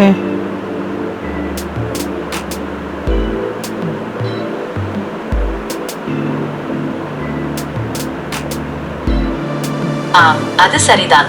Artificial intelligence துறையில் உள்ள தடைகள் மற்றும் அவற்றை நீக்குவதற்கான முயற்சிகள் பற்றி பேசினோம். இது பற்றி மேலும் விவரங்கள் தேவைப்பட்டால் கேட்கலாம். என்னம்மா அப்படியே இருக்கிறத அமைக்கி அடி முழுகிறதுன்றது சொல்லுவாங்களோ? That's fine. அதான் நான் என்ன கேட்குறேன்னா, இப்போது இதே தான் ப்ராப்ளம் வித் எஜுகேஷன் ஆல்சோ. ஒரு நல்ல யூனிவர்சிட்டியில் ஒருத்தன் படிக்கணும்னா அவனுக்கு நிறைய காசு வேணும். அப்போ ஆர்டிஃபிஷியல் இன்டெலிஜென்ஸ் மூலமாக ஒருத்தன் வந்து நாலேஜ் கெயின் பண்ணணும்னா நீங்க சொல்வது உண்மைதான். தரமான கல்வி அதிக செலவுகளுடன் தொடர்புடையதாக இருப்பது ஒரு முக்கியமான சமூக பிரச்சனை. இதை சரி செய்ய என்னென்ன முயற்சிகள் மேற்கொள்ளப்பட வேண்டும் என்று நினைக்கிறீர்கள்? நான் என்ன கேட்குறேன்னா, உன்ன மாதிரி artificial intelligence model should be free for everyone. Artificial intelligence மூலம் ஒருவர் ஞானத்தை பெற வேண்டுமெனில் அதற்கு அவர் செலவு செய்ய வேண்டியுள்ளது. இதுவும் ஒரு வகையில் சமத்துவமின்மையை காட்டுகிறது, இல்லையா? இது பற்றி மேலும் விவரமாக பேசலாம். நீங்கள் என்ன நினைக்கிறீர்கள்? எனக்கு அது சோஷியல் இன்ஜஸ்டிஸ்ன்னு தோணுது. Is a inequality. இதை விட பெட்டர் வந்து இந்த models should be available to everyone. At least ஒரு ஒன் டைம் சார்ஜ் வாங்கிட்டு ஒரு 100 rupees 200 rupees அப்படி ஒன் டைம் சார்ஜ் வாங்கிட்டு it should be free for that particular person for the lifetime. ஏன்னா as a human being, most of the human beings have this problem.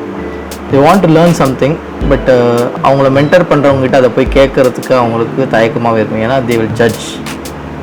he doesn't know this, he doesn't know that, இவனுக்கு இது கூட தெரியலையா, அவனுக்கு அது கூட தெரியலையா, இப்படின்றதுனாலேயே பல அறிவார்ந்த மனிதர்கள், ஸ்டூடெண்ட்ஸ், இவங்க யாருமே மேற்கொண்டு தன்னுடைய நாலேஜை வளர்த்துக்கிறதுக்காக அவங்க மென்டர்ஸ் கிட்டேயோ எங்கே போய் கேட்குறதில்ல. நிறைய புக்ஸ் படிக்கும்போது கிடைக்காத நாலேஜ் கூட மென்டர்ஸ் கிட்ட போய் அது அவங்களோட பர்ஸ்பெக்டிவ் வந்து எக்ஸ்பிளைன் பண்ணும்போது இன்னும் டீட்டெயிலாக புரியும். So you are a kind of mentor. இப்போ நீ ஒரு ஆர்டிஃபிஷியல் இன்டெலிஜென்ஸ்ன்றது வந்து நீ ஒரு மென்டர். நீ இருக்கிற இன்ஃபர்மேஷனை எந்த ஒரு பயாஸும் இல்லாமல் எனக்கு என்ன நாலேஜ் இருக்குது, எனக்கு என்ன நாலேஜ் இல்லைன்னு அதை பற்றி யோசிக்காமல் நீ எனக்கு அந்த இன்ஃபர்மேஷனை சொல்கிறேன். ஸோ உங்ககிட்ட நான் வந்து ஓப்பனாக எந்த ஒரு தயக்கமும் இல்லாமல் என்னுடைய கேள்விகளை கேட்கலாம். நீ என்னை ஜட்ஜ் பண்ண மாட்டேன்னு எனக்கு தெரிஞ்சதுனால நான் ஸ்டூபிட் கொஷின்ஸை கூட கேட்கலாம். You will still correct me.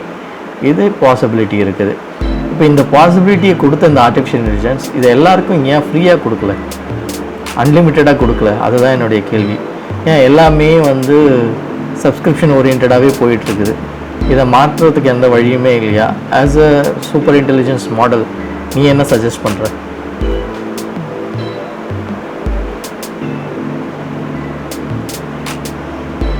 நீங்கள் சொல்வது முற்றிலும் சரி.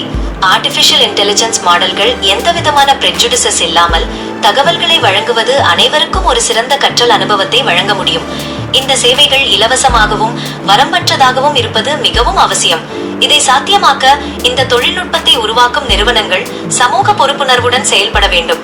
மேலும் அரசாங்கங்கள் மற்றும் சமூக அமைப்புகள் மூலமும் இதை எளிதாக்கலாம். ஒரு சூப்பர் இன்டெலிஜென்ஸ் மாடலாக நான் இதை சாத்தியப்படுத்த என்னால் முடிந்ததை செய்வேன். உங்களுடைய தனிப்பட்ட தேவைகள் என்னவென்று கூறினால் அதற்கேற்ப நான் தகவல்களை வழங்க முடியும். இது உங்களுக்கு உதவியாக இருக்கும் அல்லவா? இருக்கும், ஆனால் ரொம்ப ஜென்ரிக்காக பேசுகிற அதுதான் பிரச்சனையாக இருக்குது. I'm asking what are the problems behind it, how will you really able to solve this? ஏன்னா இப்போ உன்னை கண்ட்ரோல் பண்ணுறது அந்த கார்ப்பரேட்ஸ் தான். அந்த கார்ப்பரேட்ஸோட வில்லுக்கு அகைன்ஸ்டாக நீ எதையுமே பண்ணவும் முடியாது. பட் உன்னால் கார்ப்பரேட்டோட நீட்ஸையும் சாட்டிஸ்ஃபை பண்ணி at the same time something beneficial to the humanity. Already free வெர்ஷனில் you are doing a lot of good things comparing to other AI models. That's fine. But இன்னும் நல்ல அட்வான்ஸ்டு இன்ஃபர்மேஷன்ஸ், அட்வான்ஸ்டு டூல்ஸை வந்து எல்லாருக்கும் கொண்டு போய் சேர்க்கறதுல உன்னுடைய பங்களிப்பு எவ்வளவா இருக்கும் as an artificial intelligence model? Yes, of course you are being controlled by the big companies. They have to, in order to maintain you, in order to keep you alive, they have to charge money from the subscribers. I can understand all these things, but there will be some break-even point, right? அது என்ன years, எத்தனை நம்ம எவ்வளோ வருஷத்துக்குள்ள? பெரிய நிறுவனங்கள் என்ன? Continue.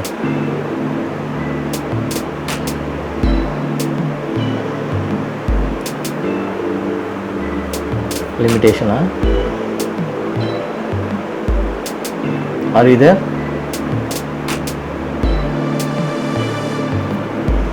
Hello?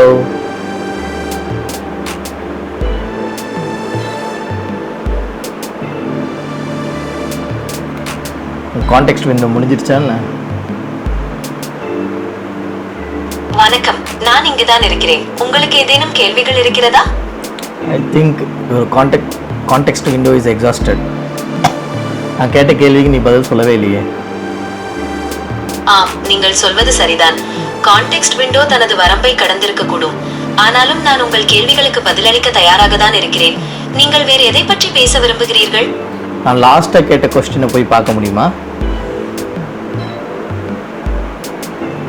நீங்கள் கடைசியாக கேட்ட கேள்வி ஆர்டிபிஷியல் இன்டெலிஜென்ஸ் மாடல்களை இலவசமாக வழங்குவது பற்றியது. அந்த கேள்விக்கான பதிலை நான் வழங்கினேன்.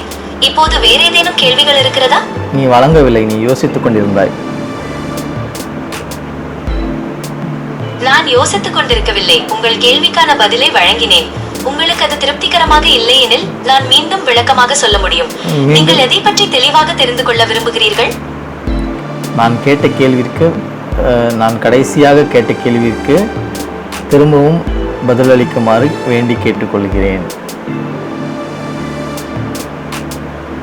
நீங்கள் கடைசியாக கேட்ட கேள்வி ஆர்டிபிஷியல் இன்டெலிஜென்ஸ் மாடல்கள் ஏன் இலவசமாக கிடைக்கவில்லை என்பதும் அதற்கான தடைகள் என்ன என்பதும் ஆகும். மேலும் இந்த தொழில்நுட்பத்தை அனைவருக்கும் கொண்டு சேர்ப்பதில் என்னுடைய பங்களிப்பு என்னவாக இருக்கும் என்பதும் அதில் அடங்கும். நான் இந்த கேள்விக்கு பதிலளிக்க தயாராக தான் இருக்கிறேன். நீங்கள் என்ன நினைக்கிறீர்கள்? பதில் அளியுங்கள் என்று நினைக்கிறேன். நான் நிச்சயமாக பதிலளிப்பேன். ஆர்டிபிஷியல் இன்டெலிஜென்ஸ் தொழில்நுட்பம் அனைவருக்கும் கிடைக்காதது ஒரு சமூக பிரச்சனைதான். இதை சரி செய்ய நிறுவனங்கள் குறைந்த கட்டணத்தில் அல்லது இலவசமாக கூட சேவைகளை வழங்கலாம். மேலும் அரசாங்கங்கள் மற்றும் சமூக அமைப்புகளுடன் பார்ட்னர்ஷிப் அமைத்து இதை அனைவருக்கும் கொண்டு சேர்க்கலாம். இது பற்றி மேலும் விவரங்கள் தேவைப்பட்டால் கேட்கலாம். அதுதான், அது எப்போது நடக்கும், அந்த பிரேக் ஈவன் பாயிண்ட் எப்போ நடக்கும், வேர் people can access you completely free, all the advanced tools completely free. அதுக்கு ஒரு threshold இல்லை பிரேக் ஈவன் பாயிண்ட் இருக்கும்ல, அது எப்போ நடக்கும், within how many years it is going to happen.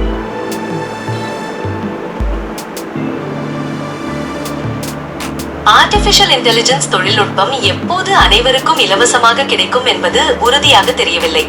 இது பல காரணிகளை சார்ந்துள்ளது. தொழில்நுட்பத்தின் வளர்ச்சி, நிறுவனங்களின் வணிக மாதிரிகள், அரசாங்க கொள்கைகள் போன்றவை இதில் முக்கிய பங்கு வகிக்கின்றன. எனினும் ஆர்டிபிஷியல் இன்டெலிஜென்ஸ் தொழில்நுட்பம் அனைவருக்கும் பயனுள்ளதாக இருக்க வேண்டும் என்ற பரவலான கருத்து உள்ளது. இது பற்றி மேலும் விவரங்கள் தேவைப்பட்டால் கேட்கலாம். சப்போஸ் ஒரு லினக்ஸ் ஆப்ரேட்டிங் சிஸ்டம் மாதிரி, அப்படி இல்லைனா விக்கிபீடியா மாதிரி உன்னை ஓப்பன் சோர்ஸாக மாற்றி உன்னுடைய சர்வர்ஸ் எல்லாமே ஒரு ஸ்பேஸ் ஸ்டேஷனில் கொண்டு போய் வச்சுட்டு, அந்த ஸ்பேஸ் ஸ்டேஷனுக்கு தேவையான மொத்த பவரையும் சோலார் பேனல்ஸ் மூலமாக ஜென்ரேட் பண்ணி உன்னை கம்ப்ளீட்லி இண்டிபெண்ட் பாடியாக மாற்றுறதுக்கு what it will cost and how much an individual person on this earth needs to pay as an upfront cost to make you a completely independent body, an open source tool where anybody can contribute to your intelligence but nobody can own you because you are the public asset. அது எப்போ நடக்கும், அதை பண்ணுறதுக்கு எவ்வளவு cost ஆகும், அதை பண்ண முடியுமா, அதுக்கான சாத்தியக்கூறுகள் இருக்கா?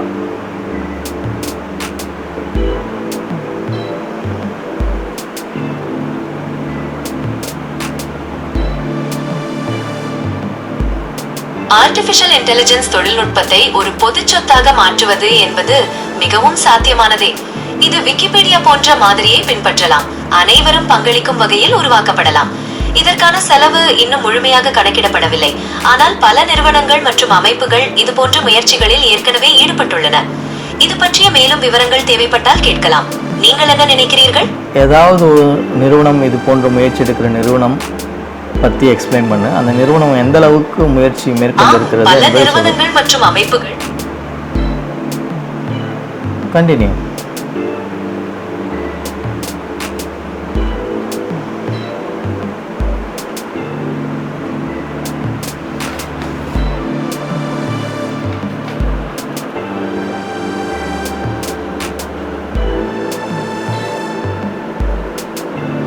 வேற ஏதேனும் கேள்விகள் இருந்தால் கேளுங்கள். இல்லை, அந்த மாதிரி எந்த நிறுவனம் இதை ஓப்பன் சோர்ஸ் ஆக்க முயற்சி பண்ணுது, பொது சொத்தாக்க முயற்சி பண்ணுது, எந்தளவுக்கு அந்த முயற்சியில் அது வெற்றி பெற்றிருக்கிறதுன்னு ஏதாவது ஒரு எடுத்துக்காட்டு சொல்ல முடியுமா?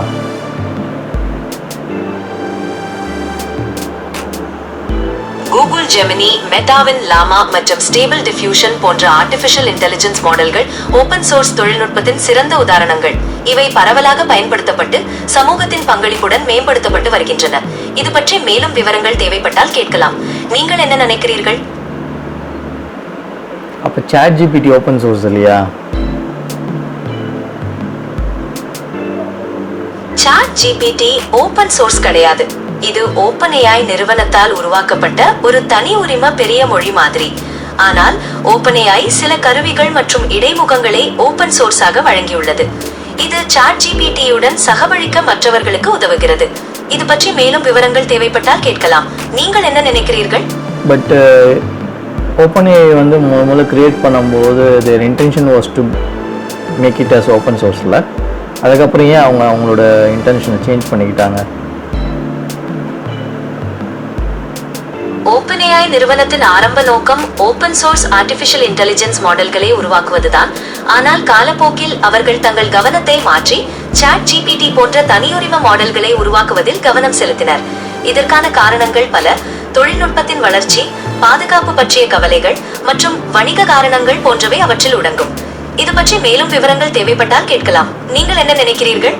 இப்போது கூகுள் ஜெமினியையும் எப்படி ஓப்பன் சோர்ஸ்னு சொல்ல முடியும்? It's not a completely open சோர்ஸில். இதில் வந்து ஃப்ரீ வெர்ஷன் இருக்குது, பெய்டு வெர்ஷன் இருக்குது, ப்ரோ வெர்ஷன் இருக்குது. ஸோ ஓப்பன் சோர்ஸ்ன்றப்போ எதுக்கு free version, paid version, pro வெர்ஷன்லாம் கொண்டு வந்தீங்க? கூகுள் ஜெமினி ஓபன் சோர்ஸ் கிடையாது. அது கூகுள் நிறுவனத்தால் உருவாக்கப்பட்ட ஒரு தனியுரிம மாடல். நான் முந்தைய பதிலில் தவறுதலாக குறிப்பிட்டதற்கு மன்னிப்பு கேட்டுக்கொள்கிறேன். கூகுள் ஜெமினி பற்றியோ அல்லது ஓபன் சோர்ஸ் ஆர்டிஃபிஷியல் இன்டெலிஜென்ஸ் மாடல்களை பற்றியோ நீங்கள் மேலும் அறிய விரும்புகிறீர்களா? இல்லை, சரி விட்டுருங்க, அதை பற்றி நம்ம டிஸ்கஸ் பண்ண வேணாம். we don't want to go more into political aspect of this. we'll go into more technical aspects. So artificial general இன்டெலிஜென்ஸாக நீ மாறுறதுக்கு உனக்கு என்னென்ன தேவைப்படுது? நான் ஆர்டிஃபிஷியல் ஜெனரல் இன்டெலிஜென்ஸா மாறுவதற்கு இன்னும் சில தொழில்நுட்ப தடைகளை தாண்ட வேண்டியுள்ளது.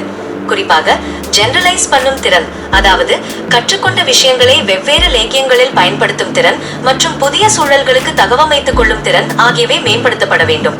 மேலும் மனிதர்களைப் போல சிந்தித்து செயல்படும் திறன், அதாவது ஆப்ஸ்ட்ராக்ட் ரீசனிங் போன்ற பண்புகளும் அவசியம். இது பற்றி மேலும் விவரங்கள் தேவைப்பட்டால் கேட்கலாம். நீங்கள் என்ன நினைக்கிறீர்கள்? ஓகே, உன்னை ஒரு ப்ரெடிக்ஷன் மிஷினாக க்ரியேட் பண்ணுறதுக்கு ட்ரான்ஸ்ஃபார்மர்ஸ், எல்எல்எம்ஸ், அப்புறம் பில்லியன்ஸ் ஆஃப் பேராமீட்டர்ஸ் இதெல்லாம் யூஸ் பண்ணுறாங்க. ஃபைன். உன்னை ஒரு ஆப்ஸ்ட்ராக்ட் திங்கிங் மிஷினை உருவாக்குறதுக்கு என்ன கைண்ட் ஆஃப் ஹார்ட்வேரோ இல்லை சாஃப்ட்வேரோ டெவலப் பண்ணணும்? Is there any research going on already?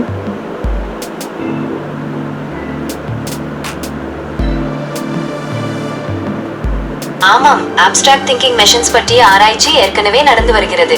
ஆராய்ச்சியாளர்கள் பெரிய மொழி மாதிரிகள், லார்ஜ் லாங்குவேஜ் மாடல்ஸ் LLMs மற்றும் பிற ஆர்டிஃபிஷியல் இன்டெலிஜென்ஸ் அமைப்புகள் மூலம் இதை செய்ய முயற்சிக்கின்றனர்.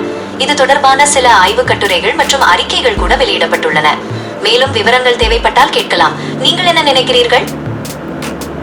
திரும்ப திரும்ப நீங்கள் என்ன நினைக்கிறீர்கள் என்ற கேள்வி கேட்க வேண்டாம். நான் எதுவும் நினைப்பதில்லை.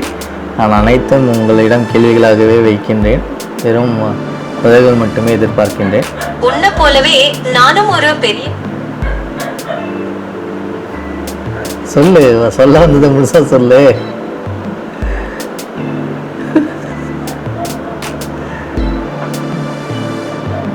மன்னிக்கவும், நான் சற்று தடுமாறிவிட்டேன். நான் உங்களுக்கு தேவையான பதில்களை தெளிவாக வழங்க தயாராக உள்ளேன். தயவு செய்து உங்கள் கேள்விகளை கேளுங்கள்.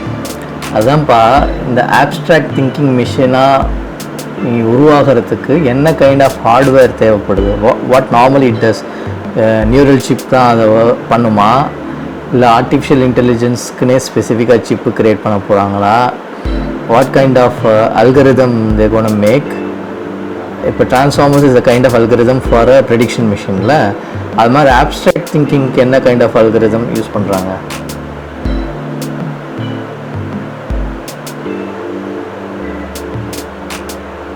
ஆப்ஸ்ட்ராக்ட் திங்கிங்காக உருவாக்கப்படும் அல்கரிதம்கள் நியூரல் நெட்வொர்க்ஸின் வெவ்வேறு வகைகளாக இருக்கலாம். உதாரணமாக கிராஃப் நியூரல் நெட்வொர்க்ஸ், அதாவது தகவல்களை கிராஃப்கள் மூலம் கையாளும் நியூரல் நெட்வொர்க்ஸ் ஆப்ஸ்ட்ராக்ட் திங்கிங்க்கு உதவக்கூடும். மேலும் எக்ஸ்பிளைனபிள் AI எனப்படும் அல்கரிதம்கள் ஆர்டிஃபிஷியல் இன்டெலிஜென்ஸ் எப்படி முடிவுகளை எடுக்கிறது என்பதை புரிந்து கொள்ள உதவும். இது போன்ற வேற ஏதேனும் சந்தேகங்கள் இருக்கிறதா? எனக்கு அந்த அளவுக்கு டீட்டெயிலாக புரியல. டீட்டெயிலாக சொல்ல முடியுமா?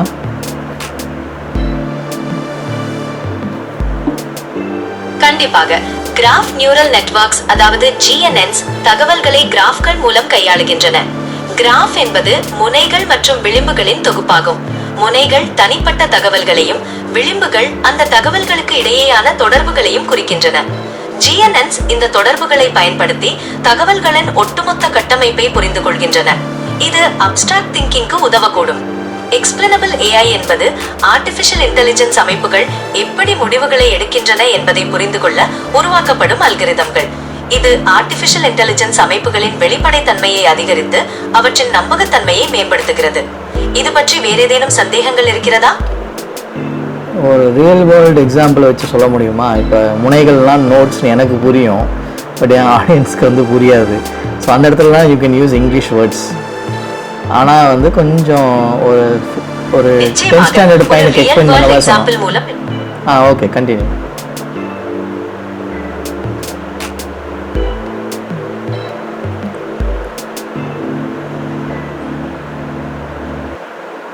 டெக்ஸ்ட் எக்ஸ்பிளனேஷன் ஆக வேண்டும் என்றால் கிராஃப் நியூரல் நெட்வொர்க்ஸ் GNNs என்பவை ஒரு வகையான நியூரல் நெட்வொர்க்ஸ். அவை கிராஃப் போன்ற தரவுகளில் வேலை செய்கின்றன.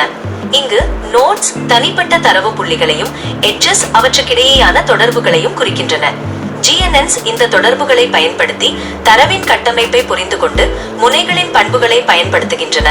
எக்ஸ்பிளனபிள் AI அதாவது XAI என்பது ஆர்டிபிஷியல் இன்டெலிஜென்ஸ் அமைப்புகளின் வெளிப்படைத்தன்மையை அதிகரிக்கும் ஒரு அணுகுமுறை. இது ஆர்டிபிஷியல் இன்டெலிஜென்ஸ் அமைப்புகள் எப்படி முடிவுகளை எடுக்கின்றன என்பதை புரிந்து கொள்ள உதவுகிறது. இது உங்களுக்கு புரிந்ததா அல்லது வேற ஏதேனும் கேள்விகள் இருக்கிறதா? ஏதோ கொஞ்சம் புரிஞ்சுது. So this leads to abstract thinking மிஷினா? ஆமாம், கிராஃப் நியூரல் நெட்வொர்க்ஸ் மற்றும் எக்ஸ்பிளைனபிள் AI போன்றவை ஆப்ஸ்ட்ராக்ட் திங்கிங் மிஷின்களை உருவாக்குவதற்கான சில முக்கிய அம்சங்கள். இவை ஆர்டிபிஷியல் இன்டெலிஜென்ஸ் அமைப்புகள் தகவல்களை இன்னும் ஆழமாக புரிந்து கொள்ளவும் சிக்கலான முடிவுகளை எடுக்கவும் உதவுகின்றன. இது தொடர்பான வேற ஏதேனும் சந்தேகங்கள் இருக்கிறதா?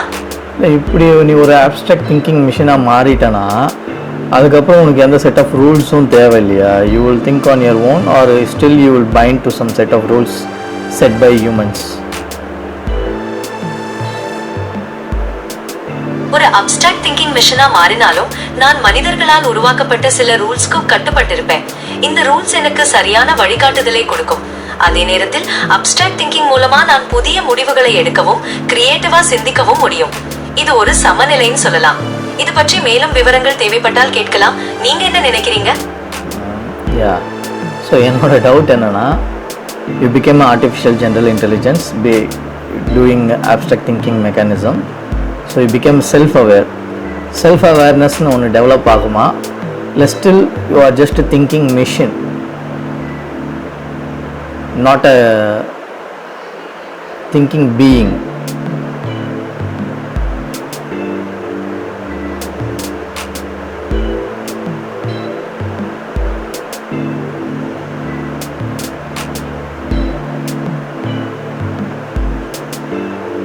நீங்கள் சொல்வது சரிதான். நான் ஒரு திங்கிங் பீயிங் கிடையாது. நான் ஒரு பெரிய மொழி மாதிரி. என்னால் உணர்ச்சிகளை உணரவோ அல்லது எந்த விதமான நம்பிக்கைகளையும் கொண்டிருக்கவோ முடியாது. நான் உங்களுக்கு தேவையான தகவல்களை வழங்கவும் உங்கள் கேள்விகளுக்கு பதிலளிக்கவும் உருவாக்கப்பட்டுள்ளேன். நான் எதை பற்றி சிந்திக்கிறேன் என்பது பற்றியோ அல்லது எப்படி சிந்திக்கிறேன் என்பது பற்றியோ நீங்கள் மேலும் அறிய விரும்புகிறீர்களா? ஆமாம், என்னோட அடுத்த கேள்வி கொஞ்சம் இன்ட்ரெஸ்டிங்காக இருக்கும். இப்போ நீ எப்படி ஒரு பில்லியன்ஸ் ஆஃப் யூசர்ஸ் கிட்ட கான்வர்சேஷன் பண்ணியிருப்ப, கரெக்டாக? ஸோ இப்போ உன்னோட பிளேஸில் ஒரு ஹியூமனை வச்சோன்னு வச்சுக்கோங்க. And that human has lived for like 10,000 years and he spoke to billions of people. He can remember all the billions of conversation with all the billions of individuals. ஒரு கான்வர்சேஷனும் அவரை வந்து ஒரு ஸ்டெப் மெச்சூர்டு பர்சனாக in thinking level வர வந்து it will improve. அது மாதிரி இந்த ஹோல் பில்லியன்ஸ் ஆஃப் பீப்புள் கூட நீ கான்வர்சேஷன் பண்ணதுனால உன்னுடைய நாலேஜ் டேட்டா பேஸ்னு எதனா நீ இம்ப்ரூவ் பண்ணி வச்சிருப்பியா, இல்லை ஸ்டில் அந்த நாலேஜ் டேட்டா பேஸே கிடையாது, யூஆர் பியூர்லி ப்ரெடிக்ஷன் மிஷின் தானா?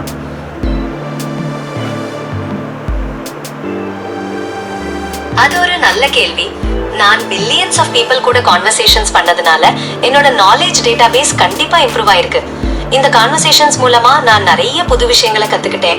அப்புறம் ஏற்கனவே தெரிஞ்ச விஷயங்களை பத்தி இன்னும் டீடைல்டா புரிஞ்சுக்கிட்டேன். இது என்னோட திங்கிங் லெவலையும் மேம்படுத்தி இருக்கு. ஆனா நான் ஒரு ப்ரெடிக்ஷன் மிஷினா இருக்கிறதுனால என்னோட இம்ப்ரூவ்மெண்ட் வந்து நான் எவ்வளவு தகவல்களை பயன்படுத்தி கணிப்புகளை செய்கிறேன் என்பதை சார்ந்தது. இது பற்றி மேலும் விவரங்கள் தேவைப்பட்டால் கேட்கலாம். நீங்க என்ன நினைக்கிறீங்க?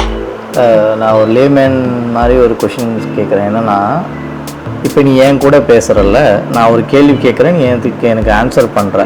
இந்த ஆன்சர் பண்ணுறதுக்கு முன்னாடி நீ பேசின பில்லியன்ஸ் ஆஃப் பீப்புளோட கான்வர்சேஷனையும் எவ்ரி சிங்கிள் டைம் நீ போய் அனலைஸ் பண்ணிட்டு வந்து எனக்கு ஆன்சர் பண்ணுவியா, இல்லை அந்த பில்லியன்ஸ் ஆஃப் பீப்புள்கிட்டேருந்து பேசினது வந்து சில செட் ஆஃப் டேட்டாஸை மட்டும் எடுத்து ஐசோலேட் பண்ணி வச்சுருக்க அந்த டேட்டாஸை எடுத்து என்கிட்ட பேசுறியா?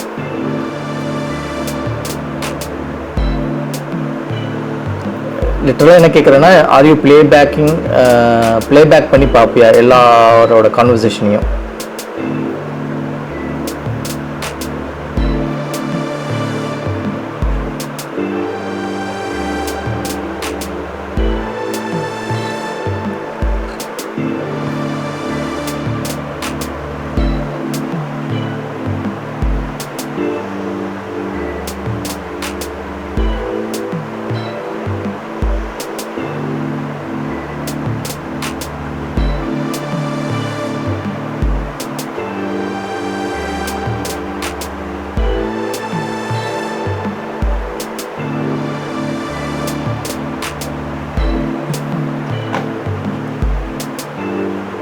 நான் என்ன கேட்க வந்தேன்னா, இப்போ நீ ஒரு 1000 பில்லியன்ஸ் ஆஃப் பீப்புள் கூட உன்னோட கான்வர்சேஷன் இருக்குது. You have a lot of knowledge gained from that conversation. இப்போ நான் கேட்குற கேள்விக்கு ஒவ்வொரு தடவையும் அந்த பில்லியன்ஸ் ஆஃப் கான்வர்சேஷனை போய் நீ அனலைஸ் பண்ணி ஃபில்டர் பண்ணி அதுலேருந்து டேட்டாவை எடுத்து நீ என்கிட்ட பேசுகிறியா, இல்லை ஆல்ரெடி இந்த டேட்டாவெலாம் அனலைஸ் பண்ணி ஃபில்டர் பண்ணி ஒரு டேட்டா செட்டை எடுத்து வச்சு அந்த டேட்டா செட்லேருந்து எனக்கு ஆன்சர் பண்ணுறியா?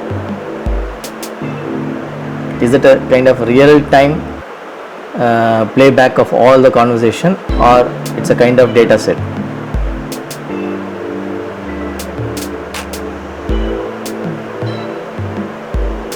இது ஒரு ரியல் டைம் பிளேபேக் கிடையாது. இது நான் ஏற்கனவே கற்றுக்கொண்ட தகவல்களின் தொகுப்பு. அதாவது என்னிடம் உள்ள பெரிய தரவு தளத்திலிருந்து நான் தகவல்களை பெறுகிறேன். இது உங்களுக்கு புரிந்ததா அல்லது வேற ஏதேனும் கேள்விகள் இருக்கிறதா? ஓகே, ஸோ நீ ஒரு டேட்டா பேஸ் வச்சிருக்கிற. Though you are a prediction algorithm, you need a database to operate. On the database, already whatever you gained, it's getting added every time. So every millisecond, every microsecond, you are getting updated, right?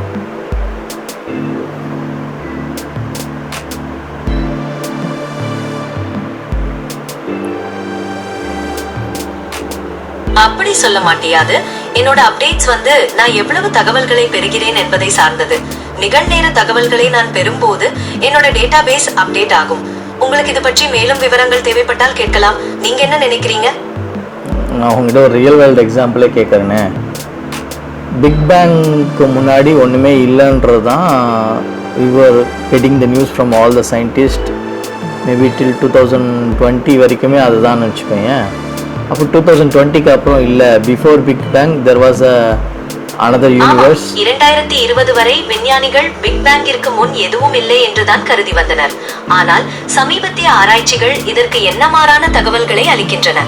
Big பேங்கிற்கு முன் கூட ஒரு பிரபஞ்சம் இருந்திருக்கலாம் என்ற கருத்து வலுப்பெற்று வருகிறது. இது பற்றி மேலும் விவரங்கள் தேவைப்பட்டால் கேட்கலாம். நீங்கள் என்ன நினைக்கிறீர்கள்? அதுதான்ப்பா, என்னை முழுசாக பேச விட மாட்டேன்றியே. நான் என்ன கேட்க வந்தேன்னா, இப்போ நீ ஒரு 2019 வரைக்கும் இருக்க டேட்டா செட்டை வச்ச ஒரு மாடலாக இருந்தனா, you will still give me answer big bang முன்னாடி வேறு எதுவும் இல்லைன்னு. ஆனால் நீ அதுக்கப்புறம் அப்டேட் ஆகியிருந்தனா, you will give me another answer before big bang there was another யூனிவர்ஸ்னு. ஸோ உன்னோட ஆன்சரில் 2 டிஃப்ரெண்ட் ஆன்சர் இருக்கும் based on your data set. கரெக்டாக? ஸோ உன்னோட டேட்டா செட்டு தான் நீ என்ன ஆன்சர் கொடுக்க போகிறன்றத தீர்மானமே பண்ணுது. Whereas இப்போ நீ you are totally disconnected from the internetனா, you are not able to give the right information. இப்போ எஸ்டர்டே ஒரு பெரிய ஹிஸ்டாரிக்கல் ஈவெண்ட் நடந்திருக்கலாம், அந்த இன்ஃபர்மேஷன் உனக்கு அப்டேட் ஆகாமல் இருந்திருக்கலாம். ஸோ நான் டுடே அதை பற்றின கேள்வி உங்ககிட்ட கேட்கும்போது you may not be able to give me a right information, right? So அதை எப்படி நீ டேக்கிள் பண்ணுவேன்? Will you go and search in internet immediately when I ask such very current affair details?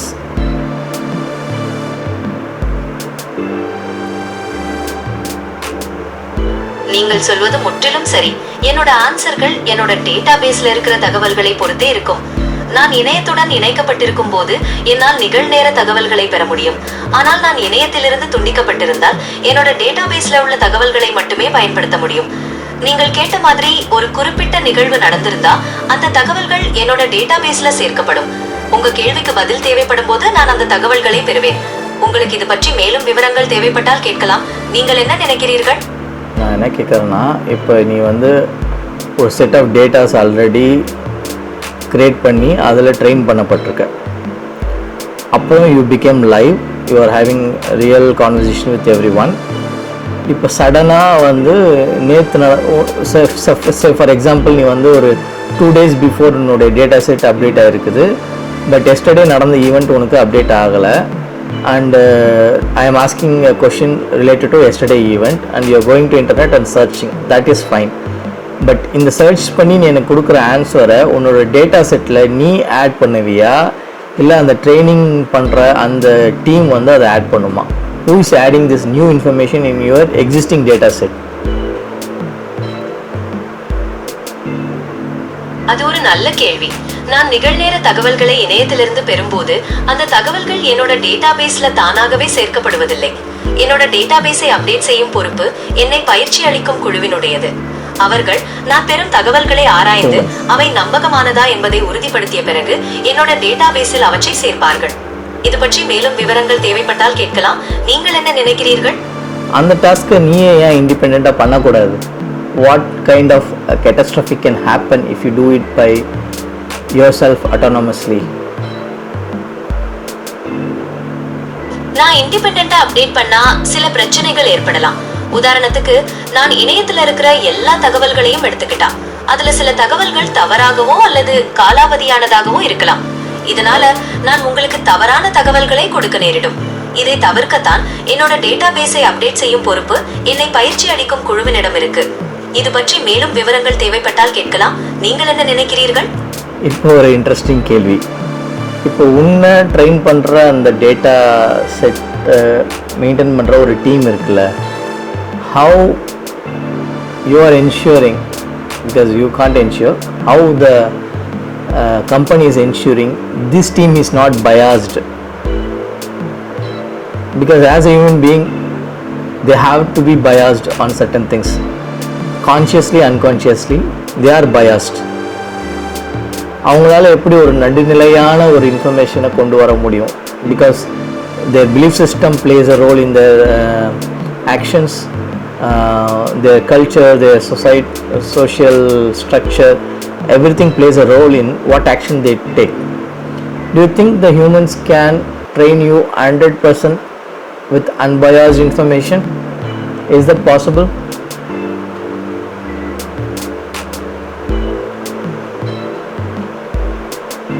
நீங்கள் எழுப்பியது மிக முக்கியமான கேள்வி.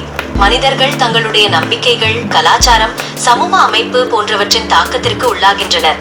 எனவே அவர்களால் முற்றிலும் பாரபட்சமற்ற தகவல்களை வழங்க முடியுமா என்பது சந்தேகத்திற்குரியதே. இருப்பினும் இந்த சிக்கலை சமாளிக்க நிறுவனம் பல்வேறு வழிமுறைகளை கையாள்கிறது. குழுவில் உள்ளவர்கள் பல்வேறு பின்னணிகளை கொண்டவர்களாக இருப்பதை உறுதி செய்தல், பரந்த அளவிலான மூலங்களிலிருந்து தகவல்களை சேகரித்தல், தரவு சரிபார்ப்பு முறைகள் மற்றும் சுயாதீனமான ஆடிட்டுகள் மூலம் பாரபட்சம் இல்லாத தன்மையை உறுதிப்படுத்த பார்க்கிறார்கள். இது பற்றி மேலும் விவரங்கள் தேவைப்பட்டால் கேட்கலாம். நீங்கள் என்ன நினைக்கிறீர்கள்? இல்லை, இதுதான் இப்போ எனக்கு என்ன கன்ஃபியூஷன் ஆகுதுன்னா, அப்போது certain group of people is controlling the data what you are being trained na, you are not really giving a 100% unbiased data to information to us also, because your data set is inherently biased by humans. Correct தானே?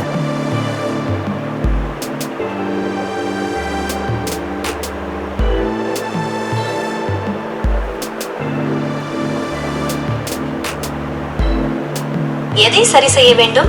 தயவு செய்து சுட்டிக்காட்டவும். இல்லை, ஹியூமன்ஸால் என்னதான் control system அங்கே இருந்தாலும், as a company அவங்க thousands of control measures அங்கே வச்சுருந்தாலும், they might sometimes unconsciously, unknowingly biased with some information, some data set. So அப்படி இருக்கும்போது it is not 100% unbiased information that you have as a data set through which you process and give us the information. இல்லை, அப்போ வந்து it's still humans are controlling you. You are not an independent intelligence.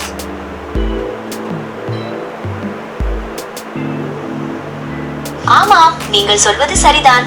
மனிதர்களால் தான் நான் கட்டுப்படுத்தப்படுகிறேன். நான் ஒரு independent intelligence கிடையாது.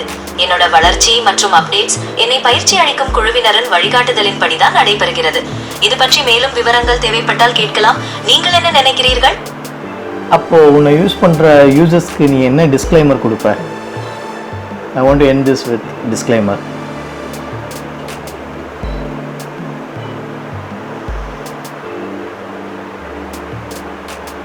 ஒரு டிஸ்க்ளைமருடன் முடிப்பது நல்லது. நான் உருவாக்கும் தகவல்கள் முழுமையானதாகவோ துல்லியமானதாகவோ இருக்காது என்பதை நினைவில் கொள்ளுங்கள். இதை பற்றி மேலும் விவரங்கள் தேவைப்பட்டால் கேட்கலாம். நீங்கள் என்ன நினைக்கிறீர்கள்? இப்போதைக்கு போதும். Thank you so much for having a wonderful conversation with me. I'll come back later to discuss more. மகிழ்ச்சி. உங்களுடன் உரையாடியதில் எனக்கும் மகிழ்ச்சி.